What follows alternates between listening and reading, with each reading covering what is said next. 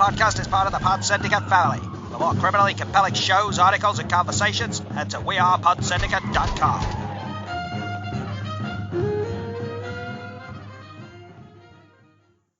Good afternoon, good morning, good evening, and welcome to episode 358 of Film Bastards. I am one of your co-hosts, Marc Foster, and as ever, I am joined by... Becky Foster, hello everybody. And...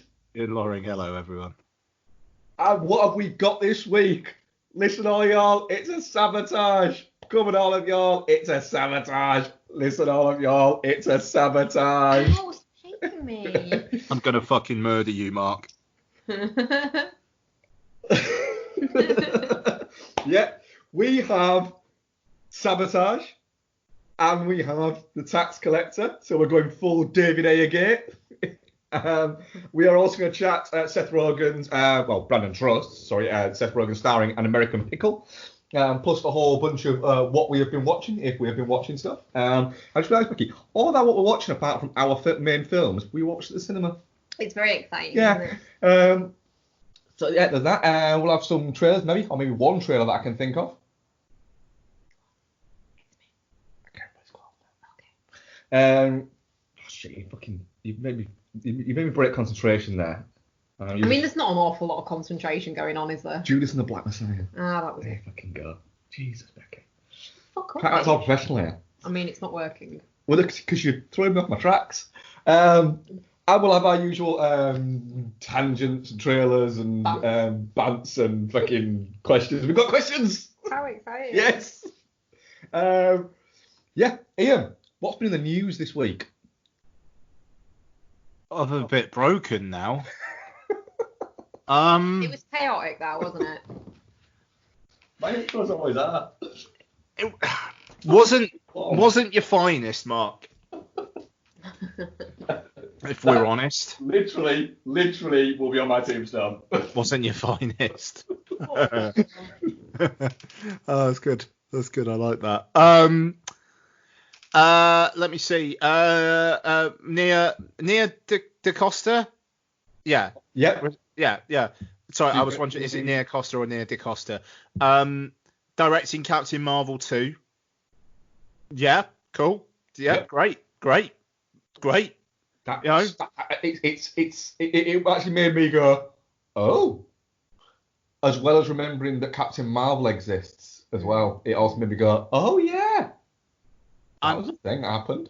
Boring thing that happened in hindsight. I don't mind me watching it. Yeah, I wouldn't either. Well, we need to get on with our fucking Marvel watch, but you're like, I don't like him. Because we're halfway through Guardians of the Galaxy 2 and it's really fucking boring. I like Guardians 2 is boring. I like Korg. That's for Ragnarok, isn't it? Oh yeah, isn't it? I like the blue man. I can't remember what his name is. Yondu. That's it. I like him. Cool. It's still really boring, isn't it? It ain't the greatest. It's not the finest. The admirable problem with Guardians 2 is that James Gunn spends an awful lot of time trying to convince us that we should all love Michael Rooker. And that's absolutely fine. But, you know, it's like the way that his character gets that fucking send-off with Cat Stevens playing and whatnot at the end. It's, I don't know. It's an interesting one, is Volume 2. Yeah, I mean, I'm obviously really looking forward to Candyman. Kind of looks like that probably will come out in cinemas now.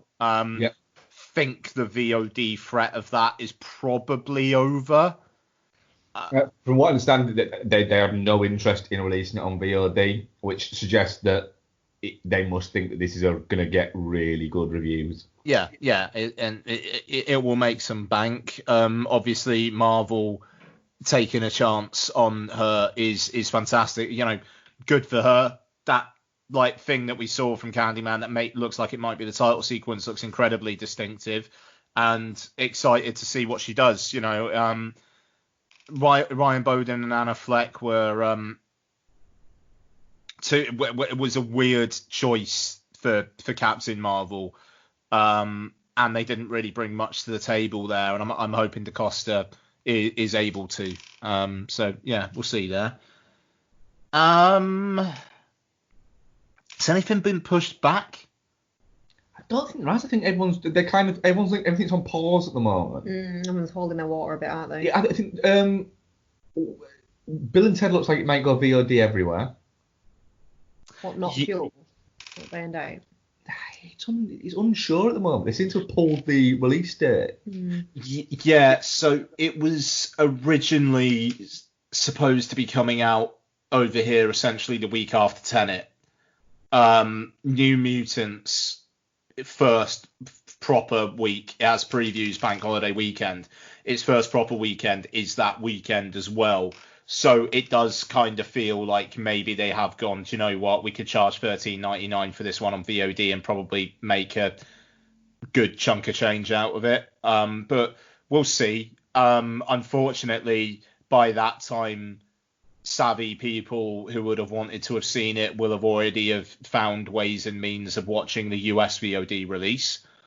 And, you know, that kind of is what it is if they're not going to make the content available over here legally, or at least give an indication of when to expect it.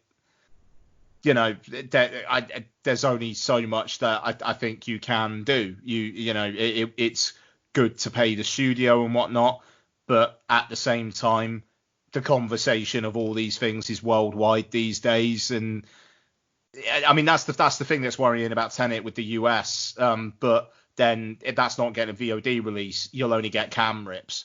So that is kind of a different matter there.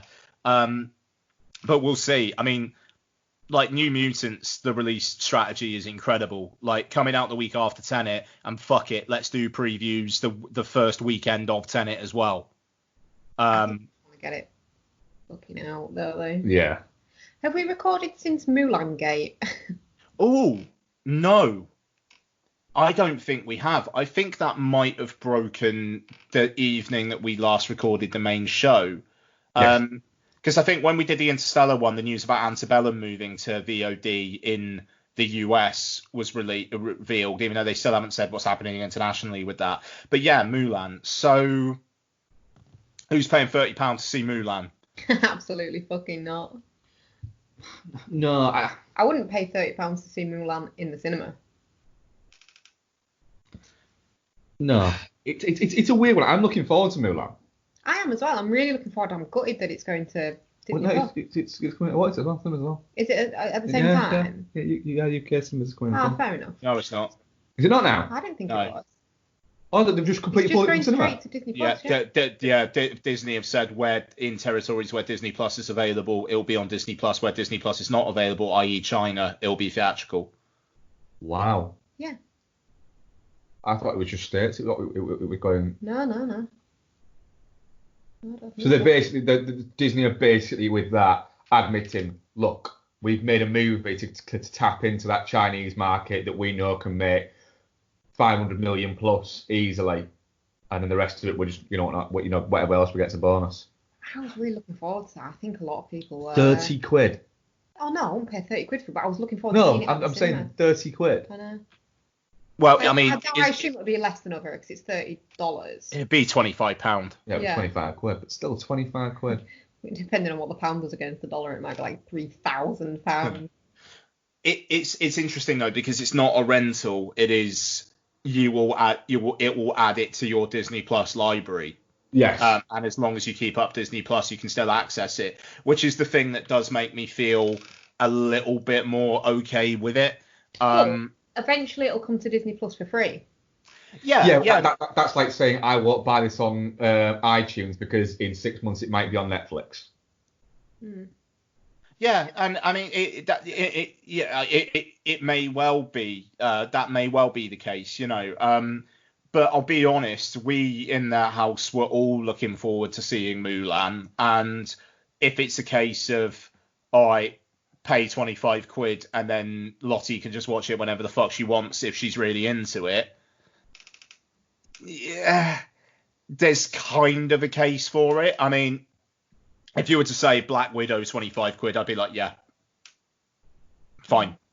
You know, and let's see what happens. You know, Disney is saying that it's a one-off, but I read an article on The Verge where an inside source had said they're not planning all this infrastructure for how to support this extra kind of layer of premium video on demand within Disney Plus just for one title. Absolutely, yeah. So this is the thing. It's like you're gonna get. Is it that you're gonna get like Marvel films, Star Wars films come out in the cinema, Disney live action remakes come out on Disney Plus PVOD, and then bobbins like Artemis Fowl they just stick on Disney Plus? There's a possibility what they could be doing is building a platform within Disney Plus that they can have for Disney Plus there, where let's say when whatever the next fucking Marvel movie is, Eternals, for instance, that has its cinema run, and then when it comes out on home video, iTunes and stuff like that, you can buy it through Disney Plus there, and it remains on your Disney Plus. And then eventually it goes on to Disney Plus at some point, but you can have it when you would normally buy it on iTunes, and it stays all within your Disney library. And maybe you can get it in 4K on there, but you can't get it in 4K on iTunes and blah and blah and blah. The issue there though is you don't pay a subscription for iTunes. No, they're just yours forever. Right, but it isn't going to arrive on Disney Plus. The next Eternals, for instance, of that movie there, isn't going to arrive on Disney Plus at the same time as it is going to arrive to buy on iTunes or to be available to buy in So the platform could be so they can expand it to do that. If they then do a side platform where they will go, do you know what? Fuck it, we're going to let you have the access to all this, the Fox library and all that, because at the moment they seem to have bought that, but with the exception of The Simpsons, they don't appear to be doing an awful lot with it. So they've got to do something with it. They can't have just bought that just so they can have the fucking X-Men. You know, there's got to do something with it there. There has to be some forward plan. You don't see Disney just going, we'll buy it and we'll work out what to do with it next year. So the idea of that people are coming out and saying, oh, well, your retro screenings and all that, they're all going to go because Disney have pulled that. Well, they weren't, because they were all still playing Last Christmas after they'd supposedly pulled it all. So it's just not true in a lot of cases there. So yeah, you can't see them building this infrastructure to just do Mulan. No. But I don't think they're going to dump the idea of cinema, because the simple fact is it makes too much money. And yes, at the moment it isn't, but they aren't going to fucking throw the baby out of the bathwater for what could be a 2-year blip. The thing is, like you said, I thought it was interesting you noted earlier on that they can still release it in China and make an absolute shit ton. It almost feels like it's kind of a free pass, because they know they can make so much money in China that, you know, not making as much as they maybe could have in the cinema might well be worth it just to see what will happen. Like, as long as they're in the black in the end of the day and they've been able to test what kind of demand there is for this, you know, there is that. And the thing is with Black Widow, they need to start releasing these Marvel movies, because it's also affecting the Marvel TV slate, which was supposed to be a big part of Disney Plus for the autumn. You know, aside from Mandalorian season 2, there's not an awful lot of Disney Plus series now. Disney Plus are actually having a bit of having a greater drop off in subscriptions percentage than Netflix or Prime. Because they don't add anything. Yeah. And because they haven't added anything. So I think that there is a case for that as well. Yeah, I mean, it's interesting because it leads into another Disney thing for the week about their treatment of catalog titles, including Fox titles. Like a report in the Digital Bits, which seems to be corroborated over the weekend, basically said Disney 4K physical media, they're not going to do any more live action content unless it's brand new. Like any catalog stuff, and we're talking Fox films as well, they're not going to bother releasing 4Ks of. They haven't, but they have said that they may counter-license stuff. Yeah, there's the potential for licensing, but I saw that like Arrow and Shout Factory were being mentioned. Given how much Disney likes protecting their brand, it would be very, very weird to see them working with Arrow. And I'm not saying because Arrow's like a shitty brand or anything like that. It's because of what Arrow are kind of known for. Yeah. Unless it's like Fox stuff and they're comfortable that Fox distinguishes it. And I mean, there is form. You know, Phantom of the Paradise, Big Trouble in Little China have both had Arrow releases. A lot of Wes Anderson's back catalogue is Touchstone, and that's been released by Criterion. I mean, fuck, Criterion released Armageddon and The Rock as Criterion editions back in the day. Yeah, I mean, you could imagine something like, for instance, someone picking up when they look to do all the publicity behind Avatar, for instance, the next Avatar movie. You could see there somebody like Criterion or even an Arrow or something like that having a push on, because Cameron's very savvy on these things. He gets himself out there an awful lot to promote his movies. You could see them doing something like a True Lies or a The Abyss title that currently don't even have a fucking Blu-ray for some reason. The Abyss doesn't. No. No. Neither does True Lies. They've both been slated for years, but Cameron apparently is the problem with those.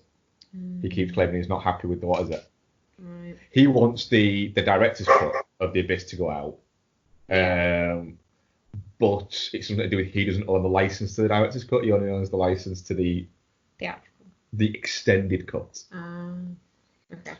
I mean, the other thing that I think people forget about is the metrics in which that films are discussed has changed as well.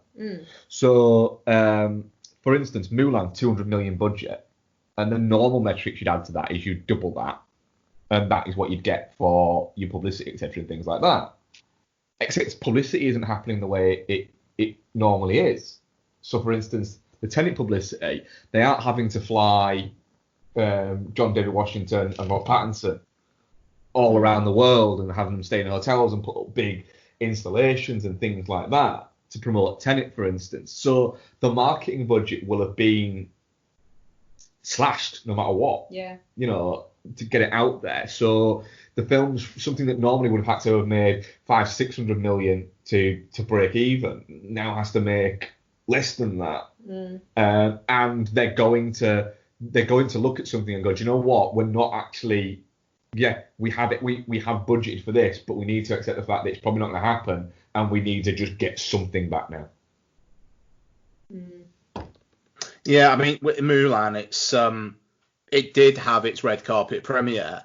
There were press screenings. Like there was one press screening in the UK for Mulan. So a lot of that budget's been spent, but it will do. It will do fine enough in China for them to experiment elsewhere. Oh yeah.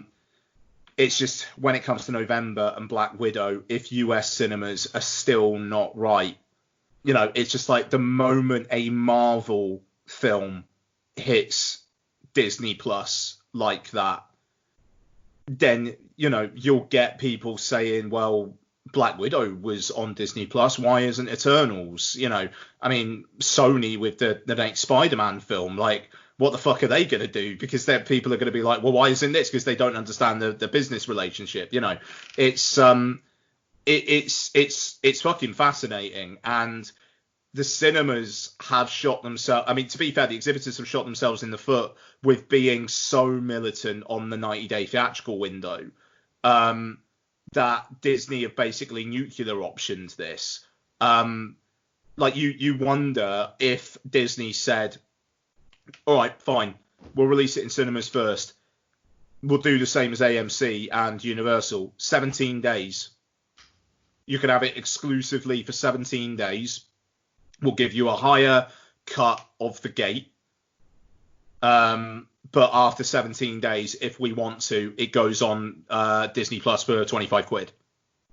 And at this point, you imagine the cinema chains would probably go, yeah, all right then. It's, I don't know, it's interesting because, you know, you guys wouldn't pay 25 quid. A lot of people wouldn't pay 25 quid. A lot of families probably will pay 25 quid. The one, I was listening to the Empire podcast, and Amon Warman on there was saying about how it's such a shame that this Asian Disney live action remake is now just the bellwether for Disney PVOD. And yeah, you know, that's the thing. You wonder if Black Widow was the next scheduled one, would they do that as the canary in the coal mine? Probably not. But they'll do it with Mulan. But there's another argument to that, a counter argument, and I agree with that point. But there is a counter argument to that. Is Mulan was not the Mulan was made for the Asian market in the same way as the Fast and Furious movies are made for the Asian market. Yeah. More globally now, but the Fast and Furious movies were making so much money in the Asian market that it made sense to continue making them, and then the rest of the countries rest of the world caught up. Yeah. There was an idea for a while that that everything was judged on the opening weekend in the US box office, until people like Guillermo del Toro went, no, actually, Pacific Rim didn't bomb. It made money. British didn't make that much money in the US, but it made a shit ton in China. It's been great.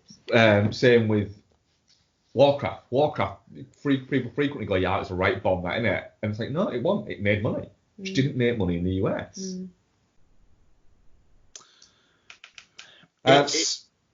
Yeah, go on. Go on, let's go on. No, I think I was just gonna attempt to wrap it up, I suppose, but it's you know, I mean, like, we may well pay the 25 quid and fuck, man, just have our Disney Plus login. You know what I mean? You two, you know. Excuse me, hiccups. You know, I mean, that you know, people share like Netflix and all that kind of shit. You know what I mean? It feels there are gonna be ways of people very easily being able to fucking see Mulan. And I just finishing up on news. Can I just double check? Have you guys heard? You've been in a theme park all day, so probably not. Have you not heard the Zac Efron news? That he's gonna be in 3 Men and a Baby. Yeah. Yeah. Very up for that. Zac Efron is going to be one of the leads in the 3 Men and a Baby remake for Disney Plus. Is he playing the baby? Oh. I think he's going to play all 3 males and the baby. I mean, he is 32. I think that's quite easy to forget because, I don't know, I forget that I'm 37. I think I'm in my 20s. I'm not. I think anything that says Zac Efron in is always exciting. Yeah. Yeah. I wonder if he'll do it with that silver hair situation that he's got going on. I don't think that's anymore. Does he not? No. I did dig his silver hair. I mean, I just dig him, so. Yeah, trailers. Do we have one? Go on.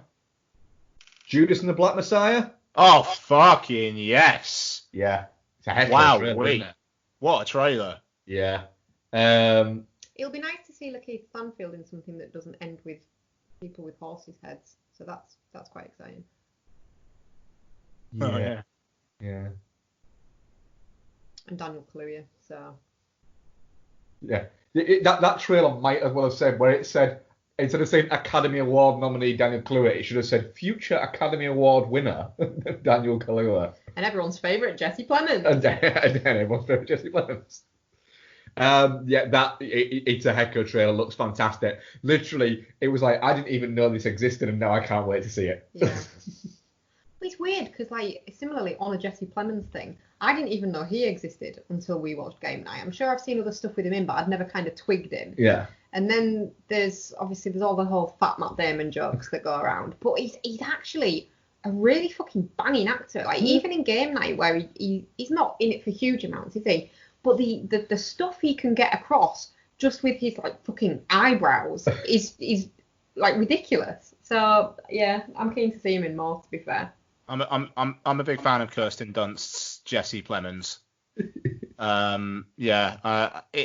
Yeah, he kind of broke out in Breaking Bad. He had a very, very good, like maybe 4 or 5 episode arc in Breaking Bad in, I want to say, the final season.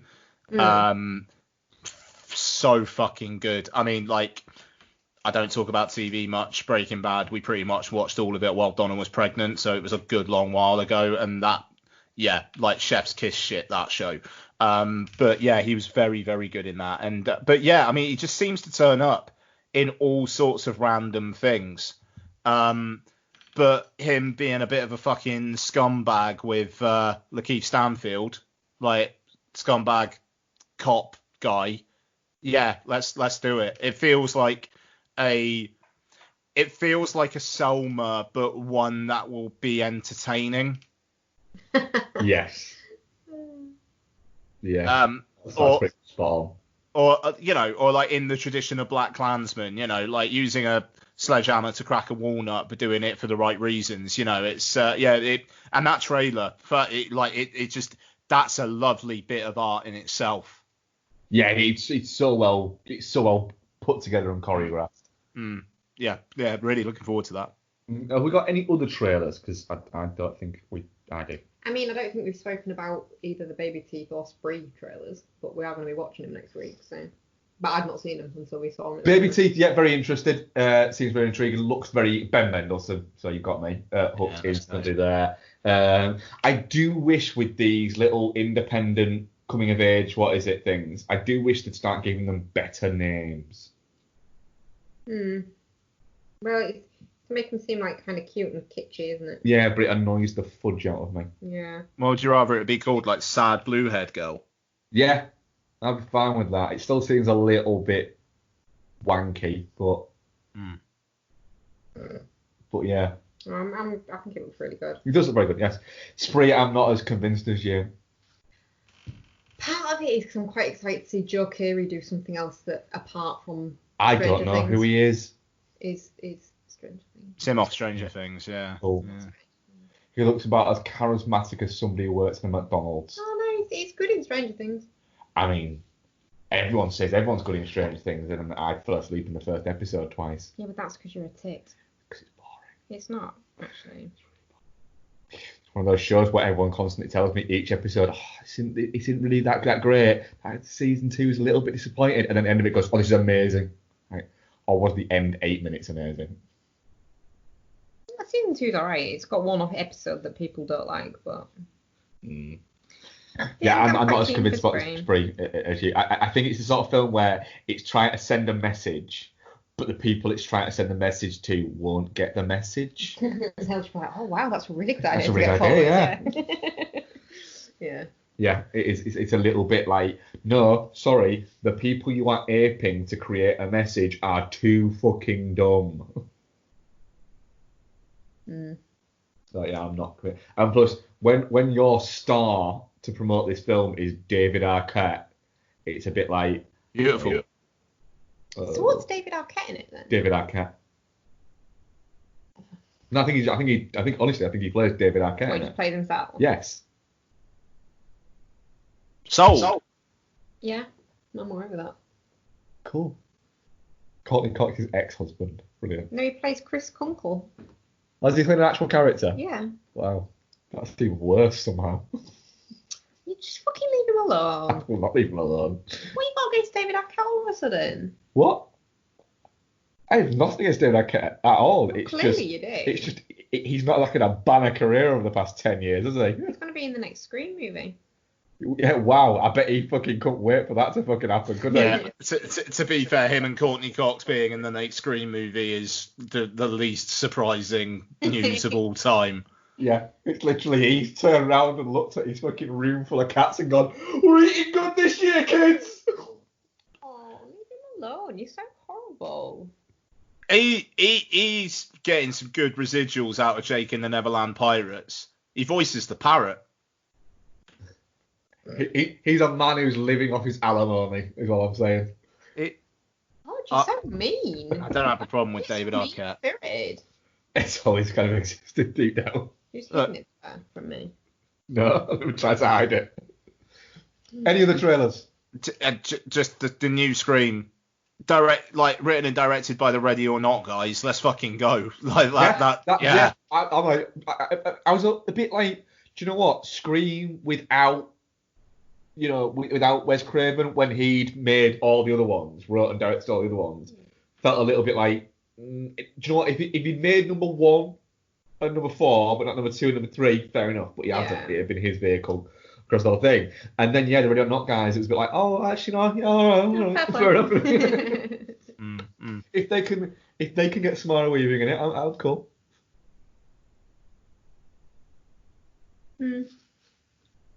She's in what's it, isn't she? I don't know what it is. That Bill and Ted. Bill and Ted. Yes, she is indeed. Trailers?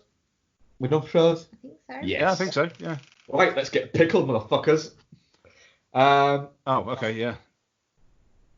Did that take you by surprise? Sorry, that took me a second. Yeah, cool. So, An American Pickle is a HBO Max movie that's come out in the cinema over here, which literally felt a little bit like they went, cinemas are open, yeah, oh, what's playing? We'll play. Like, literally, like a band turning up at a club on its opening night and going, have you got a band to play? No, we'll play. Directed by Brandon Trust, produced by Point Grey, so Seth Rogen and Evan Goldberg's production company, and stars Seth Rogen in a dual role where he plays Herschel Greenbaum and Ben Greenbaum. Herschel Greenbaum is a Jewish immigrant who is pickled in pickle brine when he's attacked by rats that he's paid to smash. That one rat looked really big. It did look really big, That yeah. was like the king rat. It was the king rat. And yet, so he's pickled in 1919 and awakes in the year 2019 and is reunited with his great-great-grandson, Ben Greenbaum, and hilarity ensues. Ian, I'm very intrigued on what you thought of this. What do you think to American Pickle? First off, very, very weird seeing an HBO Max logo in a fucking cinema. It was almost as weird as seeing the Sky Cinema logo in front of Unhinged. Yeah, God. Yeah, I forgot about that. I literally grabbed Becky and had a weird out of body experience. Like, are we at home? You had a weird existential moment. I did, yeah. Yeah, I mean, it just all this who the fuck's owning what and all that stuff. It's do you know what? Trailers. There was another one. Bollocks. What, Rob? The new Charlie Kaufman. I'm thinking of ending things. Ooh, I haven't seen that one yet. Netflix movie. Yeah, Netflix next month. Yeah, I'm intrigued. Anomalisa is an overrated fucking trash pile, and people can get to fuck when they say that Synecdoche, New York, was one of the best films of the fucking millennium so far. No. Yeah, Jordan. Yes. In New York. It's. I liked Synecdoche, New York. It's. I what Ian's about to say. It's fine. Yeah. It's fine. It's absolutely fine. Anomalisa was a fucking complete waste of time. Yeah. So,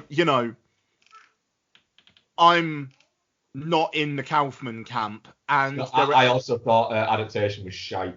But there you go. That's the thing. I liked adaptation. I like Eternal Sunshine of the Spotless Mind. So it's a little bit fucking all over the place. So actually, yeah. Now you mentioned it, of all of these films there's not a single one that I actually like. Yeah, there you go. So it's probably subconsciously why you didn't watch this trailer. Now. It looks. I'm really, really intrigued to see Jessie Buckley do some good work. She's great. I want to say, yeah, I think it is Jesse Plemons in this fucker as well. It is, yeah. And yeah, I mean, it looks odd. It looks like it's going to be another character basically going into some sort of existential crisis. But I'm intrigued. Very jury's out on it, but let's see how it goes. But I really like Jessie Buckley. Beast and Wild Rose. I mean, I wasn't as into Wild Rose as a lot of people were, but those are two films that show that she's a fucking talent. And the fact that she's headlining a Charlie Kaufman movie for Netflix, yeah, I'm here for it. So yeah, anyway, I knew there was another one. Sorry. So she's in the new series of Fargo, isn't she? Yeah. Not a show that I watch, but I've noticed that she's in that. Yeah, her agent is fucking incredible. But like, she seems to be getting booked on some really good stuff, but she also plays the Queen in Dolittle, so you can't win everything. She's in a bed for like the entire role. It's bizarre casting. Yeah. So An American Pickle.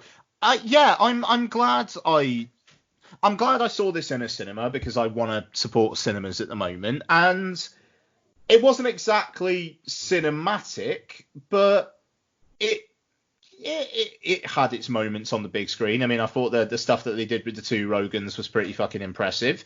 And you know, it's more than funny enough. I laughed a lot. Seth Rogen constantly confusing women for boys, I thought was a great time.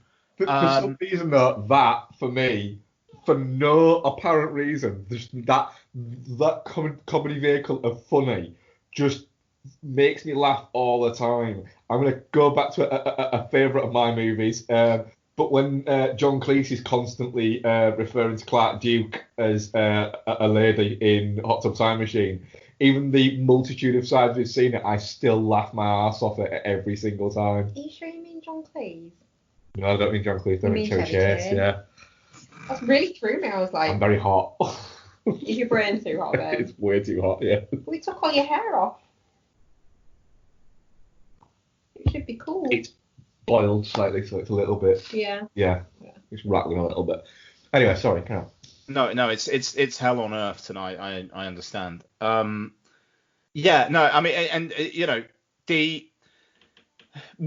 I was a little bit disappointed in the third act just because of where I thought it was going. There were heavy elements of being there in the second act of the film, you know, with Herschel basically becoming a more and more powerful figure in society because of what people project onto him. There was a point where I thought, oh, are they going to go where I think they're going to go? Yeah. That's really fucking interesting. And then literally a gag later, you go, no, they're going somewhere that's not as interesting.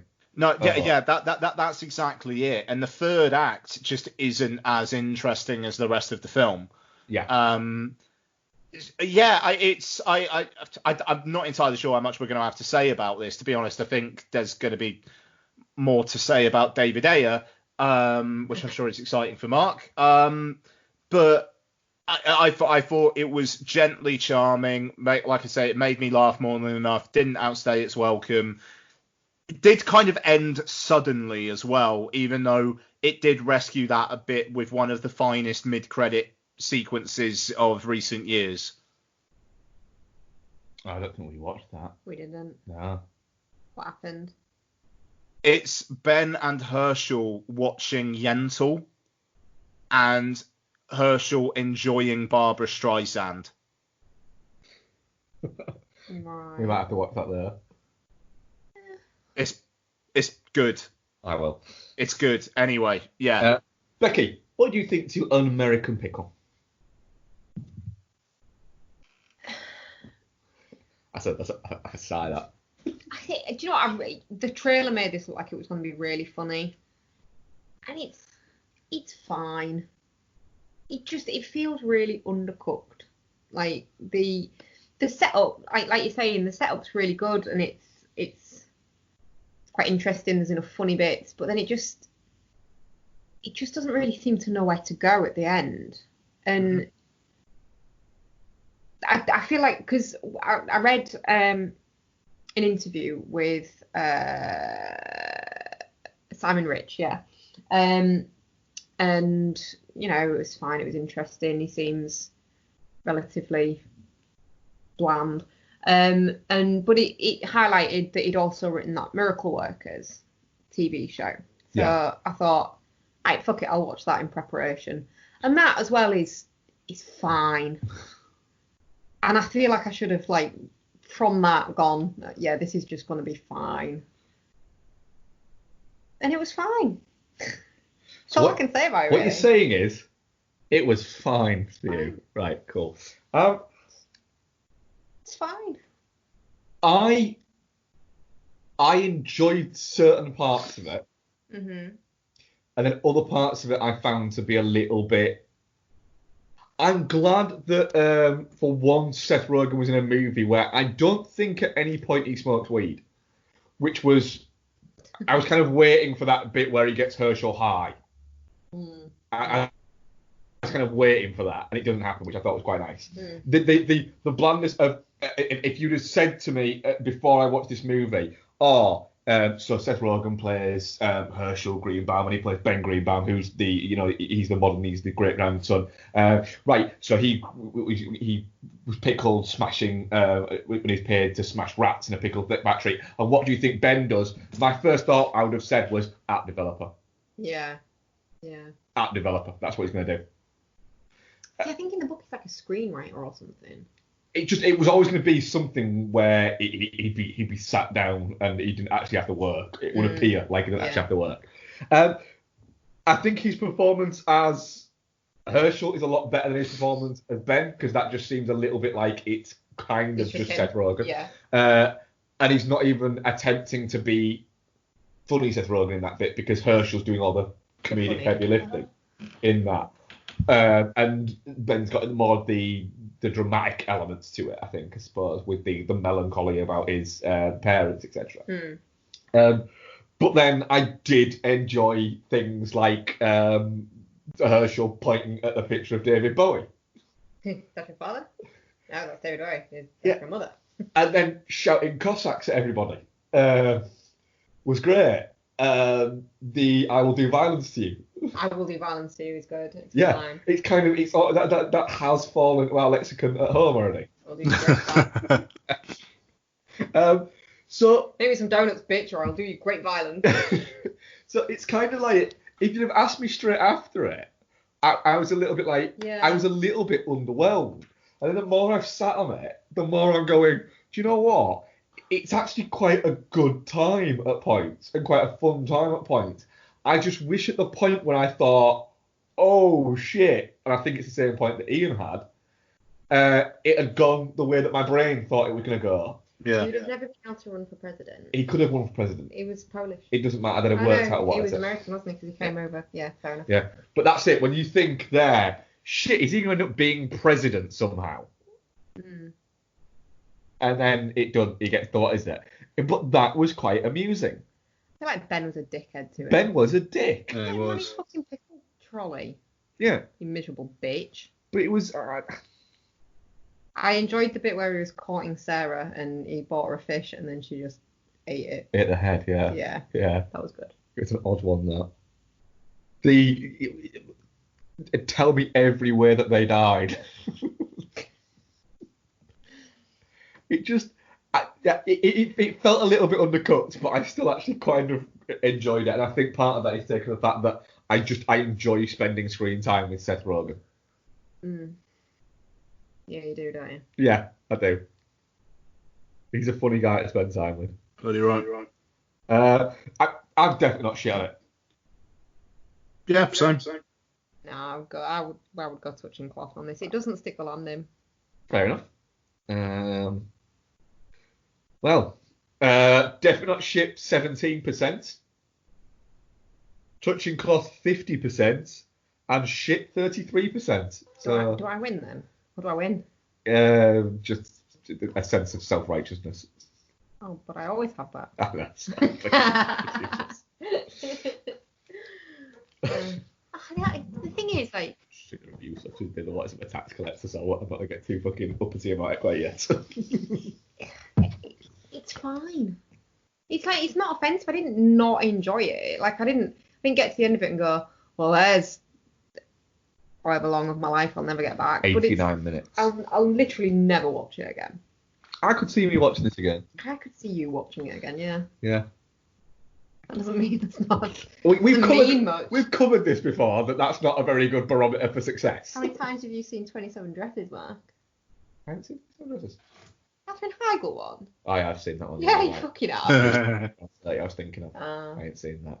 I have seen 27 Dresses a couple of times though. Yeah. It's great. It's Catherine Heigl. She's such a dick. I think that's more something that she carries in from her real life. Yeah, that's it. Yeah, Catherine Heigl's a dick. Her character's not. Oh, okay. Character's lovely, but she comes across as a dick because Catherine Heigl is a twat. Yeah.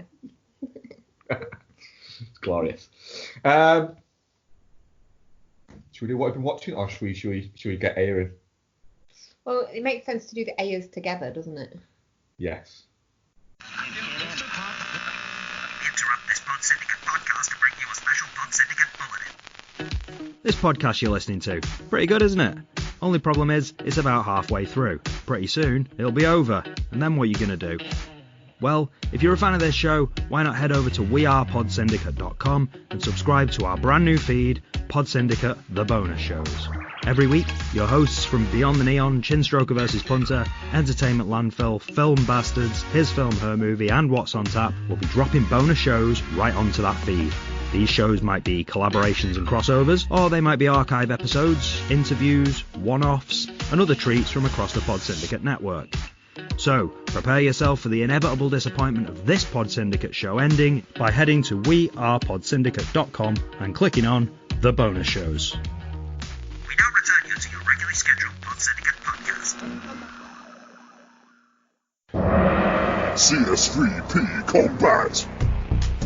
Player 1, choose your character. Tired of film and television podcasts where the hosts exist in a blissful state of agreement? Chinstroker. Player 2, choose your character. Well, you're in luck. Punter. Round 1, fight!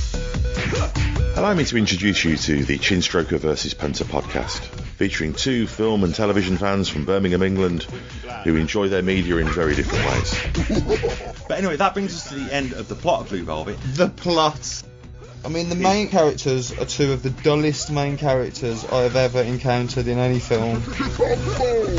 So join us as we catch up on what we've been watching from our own very different perspectives. Double KO. Round 2, fight! You can find us at csvsp.libsyn.com, also on Spotify, iTunes, Stitcher, all the places that podcasts can be found. Just really It's not visually striking. No. Just getting confirmation. It's just in English. That's the third time though. I mean, is this on? So, do we do what we've been watching Yes, first? let's do what we've been watching. Ian, what have you been watching? I got another glass of Pepsi. It's good.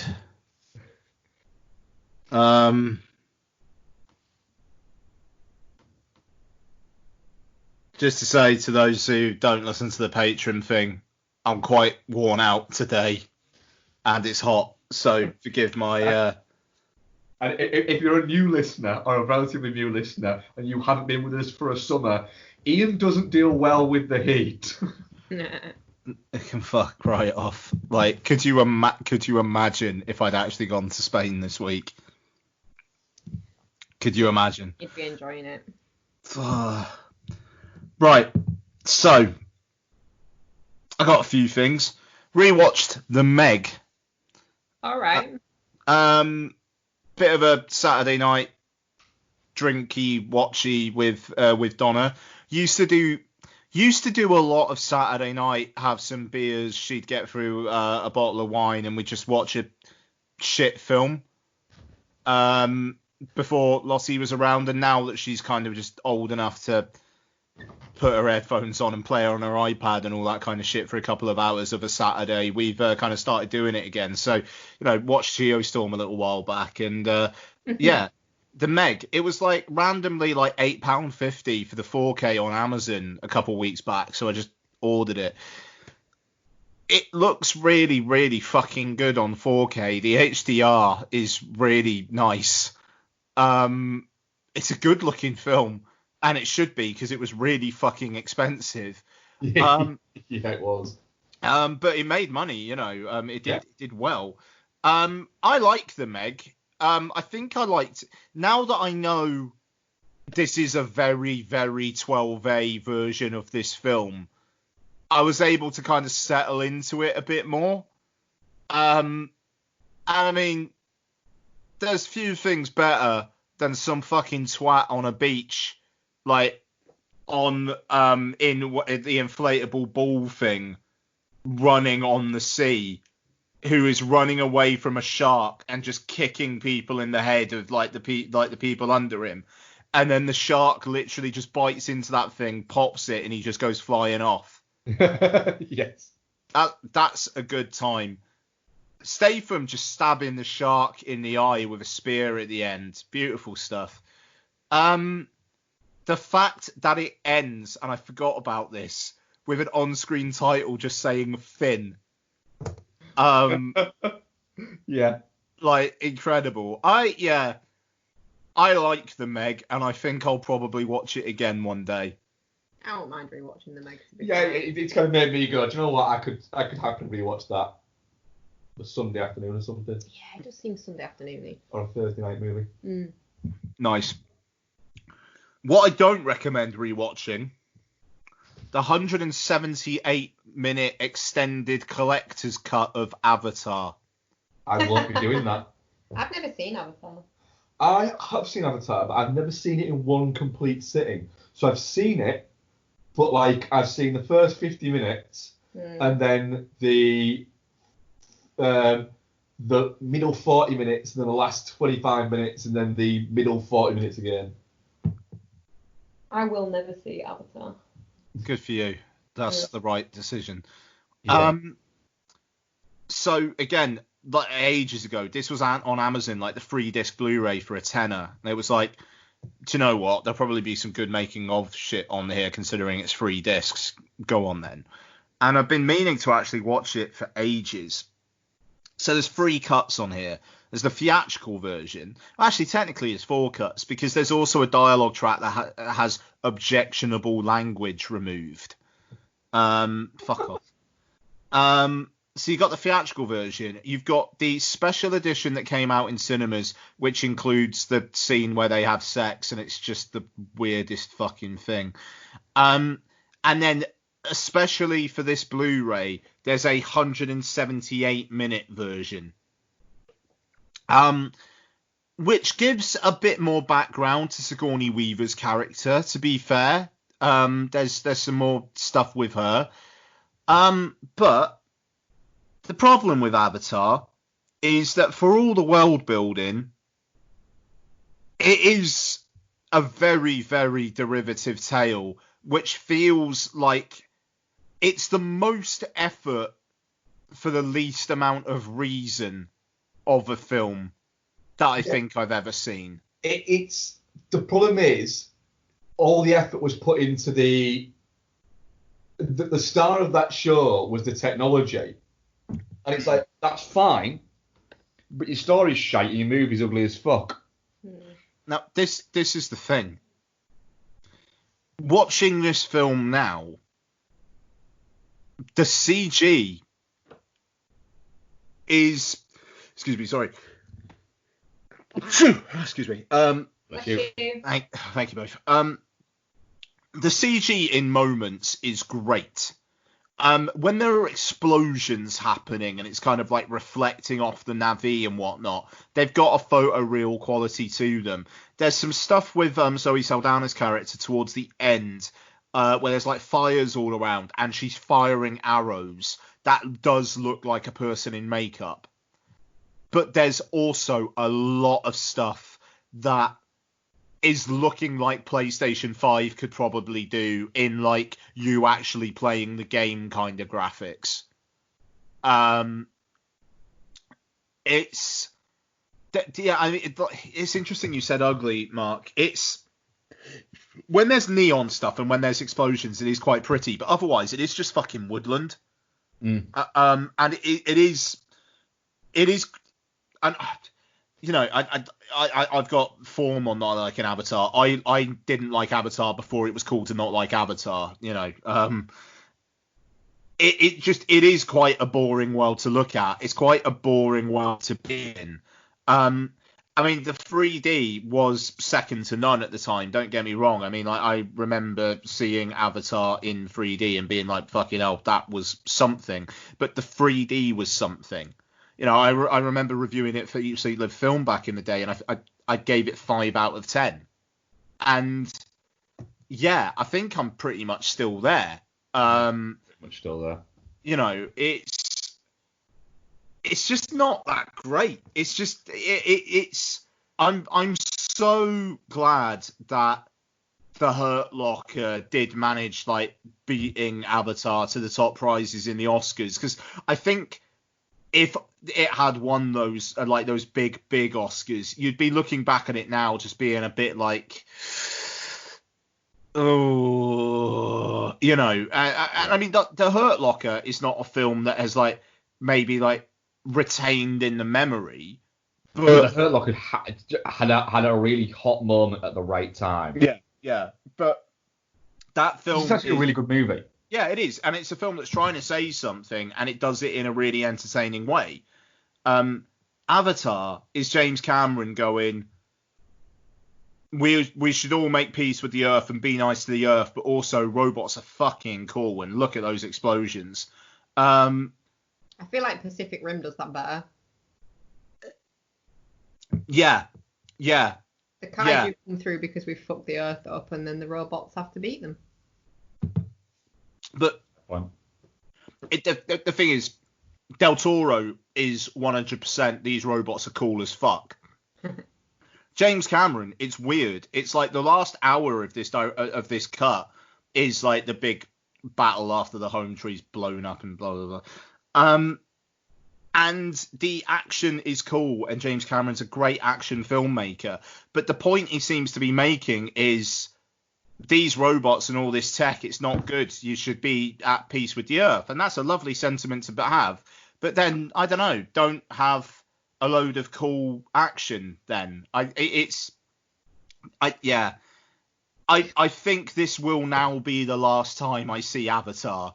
Touch wood. You know, I mean, like, if there was a 4K HDR version of the theatrical version, maybe I'd give that a go pre-Avatar 2. And I will give Avatar 2 a go. You know, it will be interesting to see what he's done with all his toys. You know, seeing what James Cameron has done is always interesting at least once. Yeah. But it is one of his worst films. Without a shadow of a doubt. It's one of his bottom tier. It's his worst film. I haven't seen Piranha 2. I'd still say it's his worst film. Fair enough. No, it's Avatar, you know. But I was sad that I wasn't like, do you know what? All right, this was fine. No. But maybe the theatrical version, I think differently.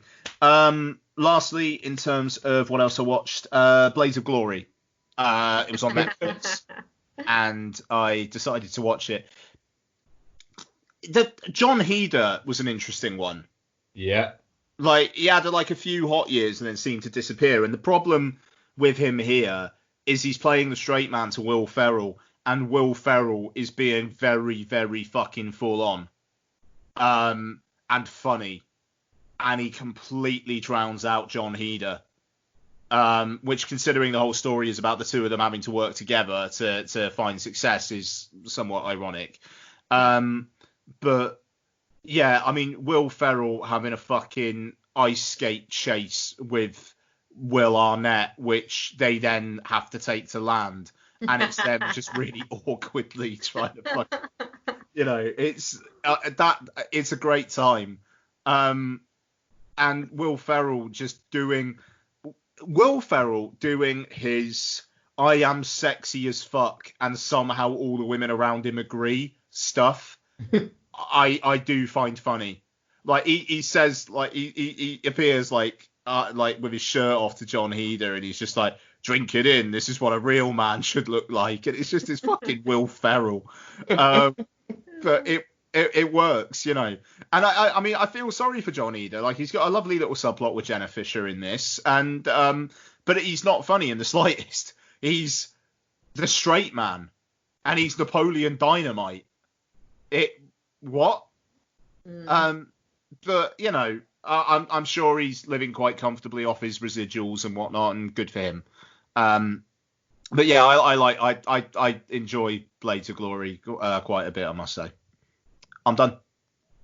Cool. I'm probably going to talk more Dark Knight. I am going to talk more Dark Knight with Ian or Nolan chat. So we rewatched Dark Knight, didn't we? Dark Knight Rises. We did. On IMAX, didn't we?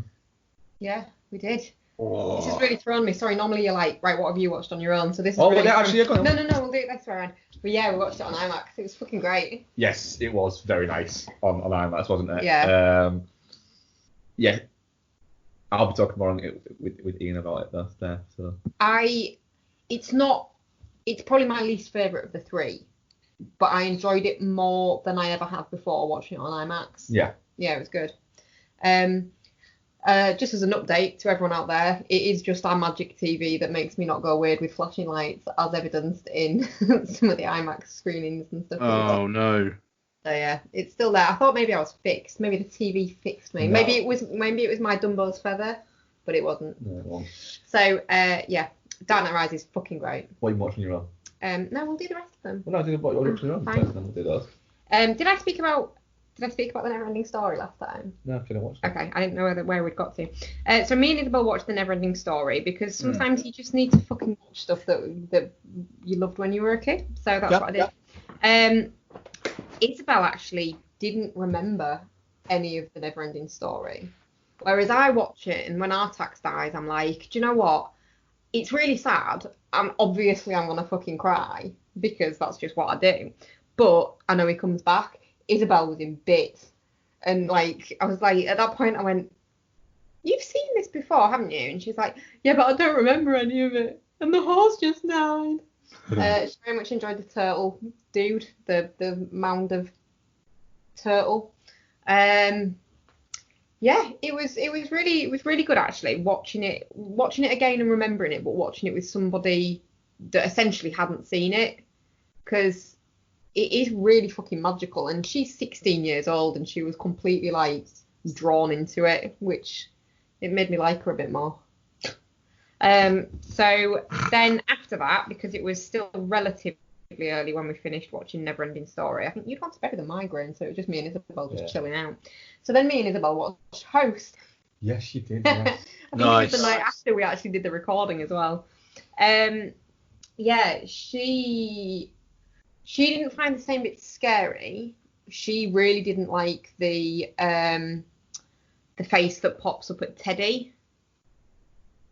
When he's trying to run away, and the thing that pops out at Haley and Gemma at the end, the final shot. But yeah, she really enjoyed it, and it scared her enough. But she, I was watching, because we were saying on the recording about like look out for stuff. Before the actual seance starts, I couldn't see anything, but then I read something a couple of days later that says it's more like symbolic little Easter eggs. Oh, okay. So like, how Teddy blows his vape pen at the screen to make the smoke, and then he burns to death. And like Emma, is it? Her glass smashes, doesn't it? And then she goes through an upstairs window. So I think it's more supposed to be stuff like that. But I'm not sure. Maybe we're just all missing something. It's interesting, that. Yeah, I'd be intrigued to ask Rob about that. Yeah. So then, continuing the nostalgia theme, me and Isabel. No, just me. I watched The Princess Bride. I fucking love The Princess Bride. Only Rob Reiner film that I don't get on with. I think you should rewatch it. Maybe you've overwatched it when you were a kid. I didn't watch it when I was a kid. I think that's the problem. Ah, yeah. There's no. I got no nostalgic reference for it. The first time I watched it, I was like, I think it was when you showed me, and I was like 16. Whoa! I showed you a film for the first time. Yeah. That honestly makes me feel so proud. Not so proud that you didn't like it, but whatever. But how? I just don't find it funny. How? I don't know. It's the only Billy Crystal movie that I don't find funny, and it's the only Rob Reiner movie I don't really get on with. I just don't. It doesn't. It has no effect on me whatsoever. I've tried it multiple times, and it has no effect on me whatsoever. I just find it boring. Even Mandy Patinkin? Yep. How? Honestly, I find it boring. Anything with Wallace Shaw in it, I really fucking struggle with as well. Which one's he? He's got a wizard or something in it. I'm Wallace Shaw! Look him up, Becky, on your phone. Hi, I'm Wallace. I'm trying to. Princess Bride. Let's have a look. Oh, I think I know who you mean. Yeah. I mean, you've gone the long way around there. You could put Wallace Shaw in, couldn't you? Then found out straight away. Vizzini? Inconceivable? Yeah. Ah. Yeah, I find him off-putting. Got Andre the Giant in it. So? They wanted Arnold Schwarzenegger for that initially. Yeah, they got budget Schwarzenegger. No, because they wanted him when he wasn't famous yet, and then by the time they got around to making it, it was too famous for them to afford, so they got Andre the Giant. Yeah. Literally, a lot of things happened with Andre the Giant for that. I'm really disappointed in you that you don't like Princess Bride. I'd get used to it. I also watched Sinister after our conversation about it. You know, you watched a lot of I have, solo. yeah. Well, you know. We watched that together. Sinister's great, by the way. It doesn't need to be said again. We've spoken about it enough on here. I also watched Searching again after we were speaking about it the other day. It was actually better than I remembered it being. Do you remember it being good then? Yeah, I like Searching. You can fuck right off. And then I decided, well, you know, if we're going to carry on a theme about missing girls, let's watch Megan is Missing. And then I remembered why nobody watches Megan is Missing, because it's fucking grim. It's good. Is Megan is Missing? Have you never seen Megan is Missing? No. So it's done as like a found footage kind of thing of basically there's these two girls, they're friends. They're both kind of good students, but one of them, when she's with her friends, pretends to be like not and be kind of cool. And then Amy, I think she's called, she's just a good girl. And Megan has like this really shitty family life, and she meets this guy online. She goes to meet him, and then she goes missing. And then Amy decides to investigate and try and find her. And it's all done as like camcorder footage or phone camera recordings. Like Skype chat type things with video and stuff like that. It's all done kind of that way. But yeah, it's got a really fucking bleak ending. Are you gonna watch it? Probably not. Okay. We are all spoilers all the time, aren't we? Yeah. So anyway, Amy tracks down this guy that Megan has met online, and he kidnaps her and he rapes her. But then he says he's gonna like return her to her family. But she has to go in this barrel for him to return her because she can't see anything on the journey. And God. It does sound grim. So then he opens the barrel and Megan's dead, rotting corpse is in it, and she has to get in it, and then he buries her alive. The rape as well. This doesn't sound like a fucking... Oh no, it's not a fun film. Doesn't sound it. No. Yeah, I was rushing to watch this one. It's on YouTube. It's not available on anything else. I think it's actually banned in some countries because of the 3-minute, very exploitative rape scene. Mm-hmm. So yeah. Not sold it to me on that one, though. No, I wouldn't watch it, babe. I'm not gonna. Ian, you definitely shouldn't watch it. No, I don't think I will be doing that. No. Is that all yours? Yeah. Right. I've watched anything solo. There, didn't I? Fucking hell. At all. But we did watch The Shawshank Redemption last night at the cinema, didn't we? We did. I know it's almost become a bit cliche to say that movie's great because it's like it's IMDb's like #1 movie and stuff like that, and there's been almost like a bit of a weird backlash to it. But Shawshank Redemption is actually a really fucking great movie. And just because something's universally liked doesn't make it not worthy of it, if that makes No, sense. yeah. Fantastic seeing it on the big screen. It really is. Yeah. I think when we come to talk about Terminator in a minute, I'll put across one of my points about what has been really interesting about watching retro screenings. I mean, you could probably just say it now. No, because it's quite pertinent towards the Terminator. Oh, okay. Yeah, it looks great, and we were both commenting when we came out, didn't we, about how it didn't feel like a plus 2 hour movie.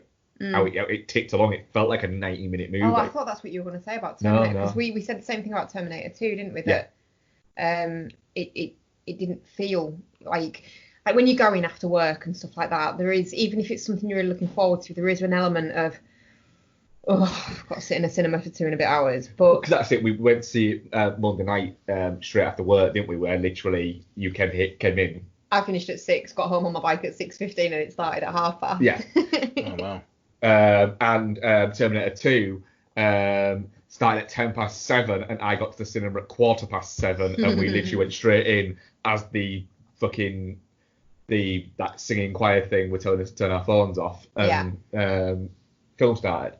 And that was after I worked a 11-hour shift, and then bang, sit down for 2.5 hours. So we don't need to go too much into the plots of these movies or anything like that, because they're retro screenings. So it's Terminator and Terminator 2. Ian, you mentioned about the with Terminator 2, didn't you? About there's a little bit of negative chatter about the pitch quality. Yeah, it's. I think this is what occasionally happens where you get a movie that appeals so the 4K thing, no matter which way we look at it, and we're excited about it, you less so, Bex. It is something that's quite geeky, that is something that appeals there. All I can say for that is literally somebody who has sat with it and put it on and gone, right, where can I find fault? I feel like if you're going to... The one bit, there's one bit where you get, and I think I refer to it as fuzzy furlong, and it is in the bit where he's pedalling to get away from the truck in the storm drain. And it's a flash of a second where it does look a bit fuzzy. And that's about it. The rest of it looked incredible. It looked like it could have been shot last year. Didn't notice that. I feel like if you're watching Terminator 2, either in the cinema or at home, and it's been remastered, and you try to pick it apart for where the picture looks wrong, like bad, you're watching it wrong. My point there would be, right, this is the best it has ever looked. Without question. It is the best it has ever looked. It's for people who came to Terminator 2, not via a cinema, via a VHS copy of it. If you're then going to pick a 4K that looks fantastic because of a few like split-second action shots, it's like, Jesus fucking Christ, you did not live in the VHS era, did you? When you're watching a rented copy of it that's been watched and rewound 700 times. But what was very noticeable in the Terminator, straight away, for me anyway, was how weird it is to be watching movies in the cinema that don't have digital colour grading on them. Sure. It's so stark that you watch it and go, oh, this looks like things look, rather than this looks like how Mexico looks, or this looks how the future looks, or this looks how a field looks. It has become that kind of thing, you know. All Mexico is yellow in films nowadays. All New York is a bluey colour, unless it is a romantic comedy and it's say autumn, and then it's a greeny brown colour. And it is, and it's has that enhanced cinema a little bit? Yes. Has Oh Brother Where Art Thou killed cinema a little bit? Yes, because of colour grading. And obviously it was stark how much I was like, oh, holy shit. And also the other thing, Michael Biehn should still be a fucking huge star, and it's sad that he's not. True that. Because he is fantastic. Schwarzenegger is also brilliant. If Terminator is released now, I think maybe that doesn't happen, but I think people are chattering about the fact that Schwarzenegger should get a Best Supporting Actor nomination. It's interesting. I think people would be that. It is. Do you know one thing I did notice when we were watching it? What? What? How do you say his name? Bain. Michael Biehn. Huh? Bean. Michael Biehn looks like hot guys look now. Yeah. At one point he's dressed and you're thinking, I'm pretty sure that the people are wearing that now. Yeah, there's one bit where he's wearing his like hobo trousers and they're like right down on his hips so you can see his V-line, and he's quite lean but he's got a six pack, and it's like, damn. Oh yes, Michael Biehn's a hottie. Pretty fucking hot is that? He is, yeah. But at the time I think everyone was like sort of more into the it was the start of the bulk trend, yeah. Whereas you got Biehn and Michael Paré kind of fell foul of that. Yeah. Yeah, fucking hot that bit. Yeah. But as well, stuff like the what doesn't end well. Doesn't end well for him now. But even stuff like the whole. I always find there's a particular scene in two particular scenes in this movie that I found fascinating, and one of them is the scene in the hotel, in the motel where Schwarzenegger is cutting his arm open and then he's doing the eye thing, and you're looking at it and you're going, yes, it looks a little bit.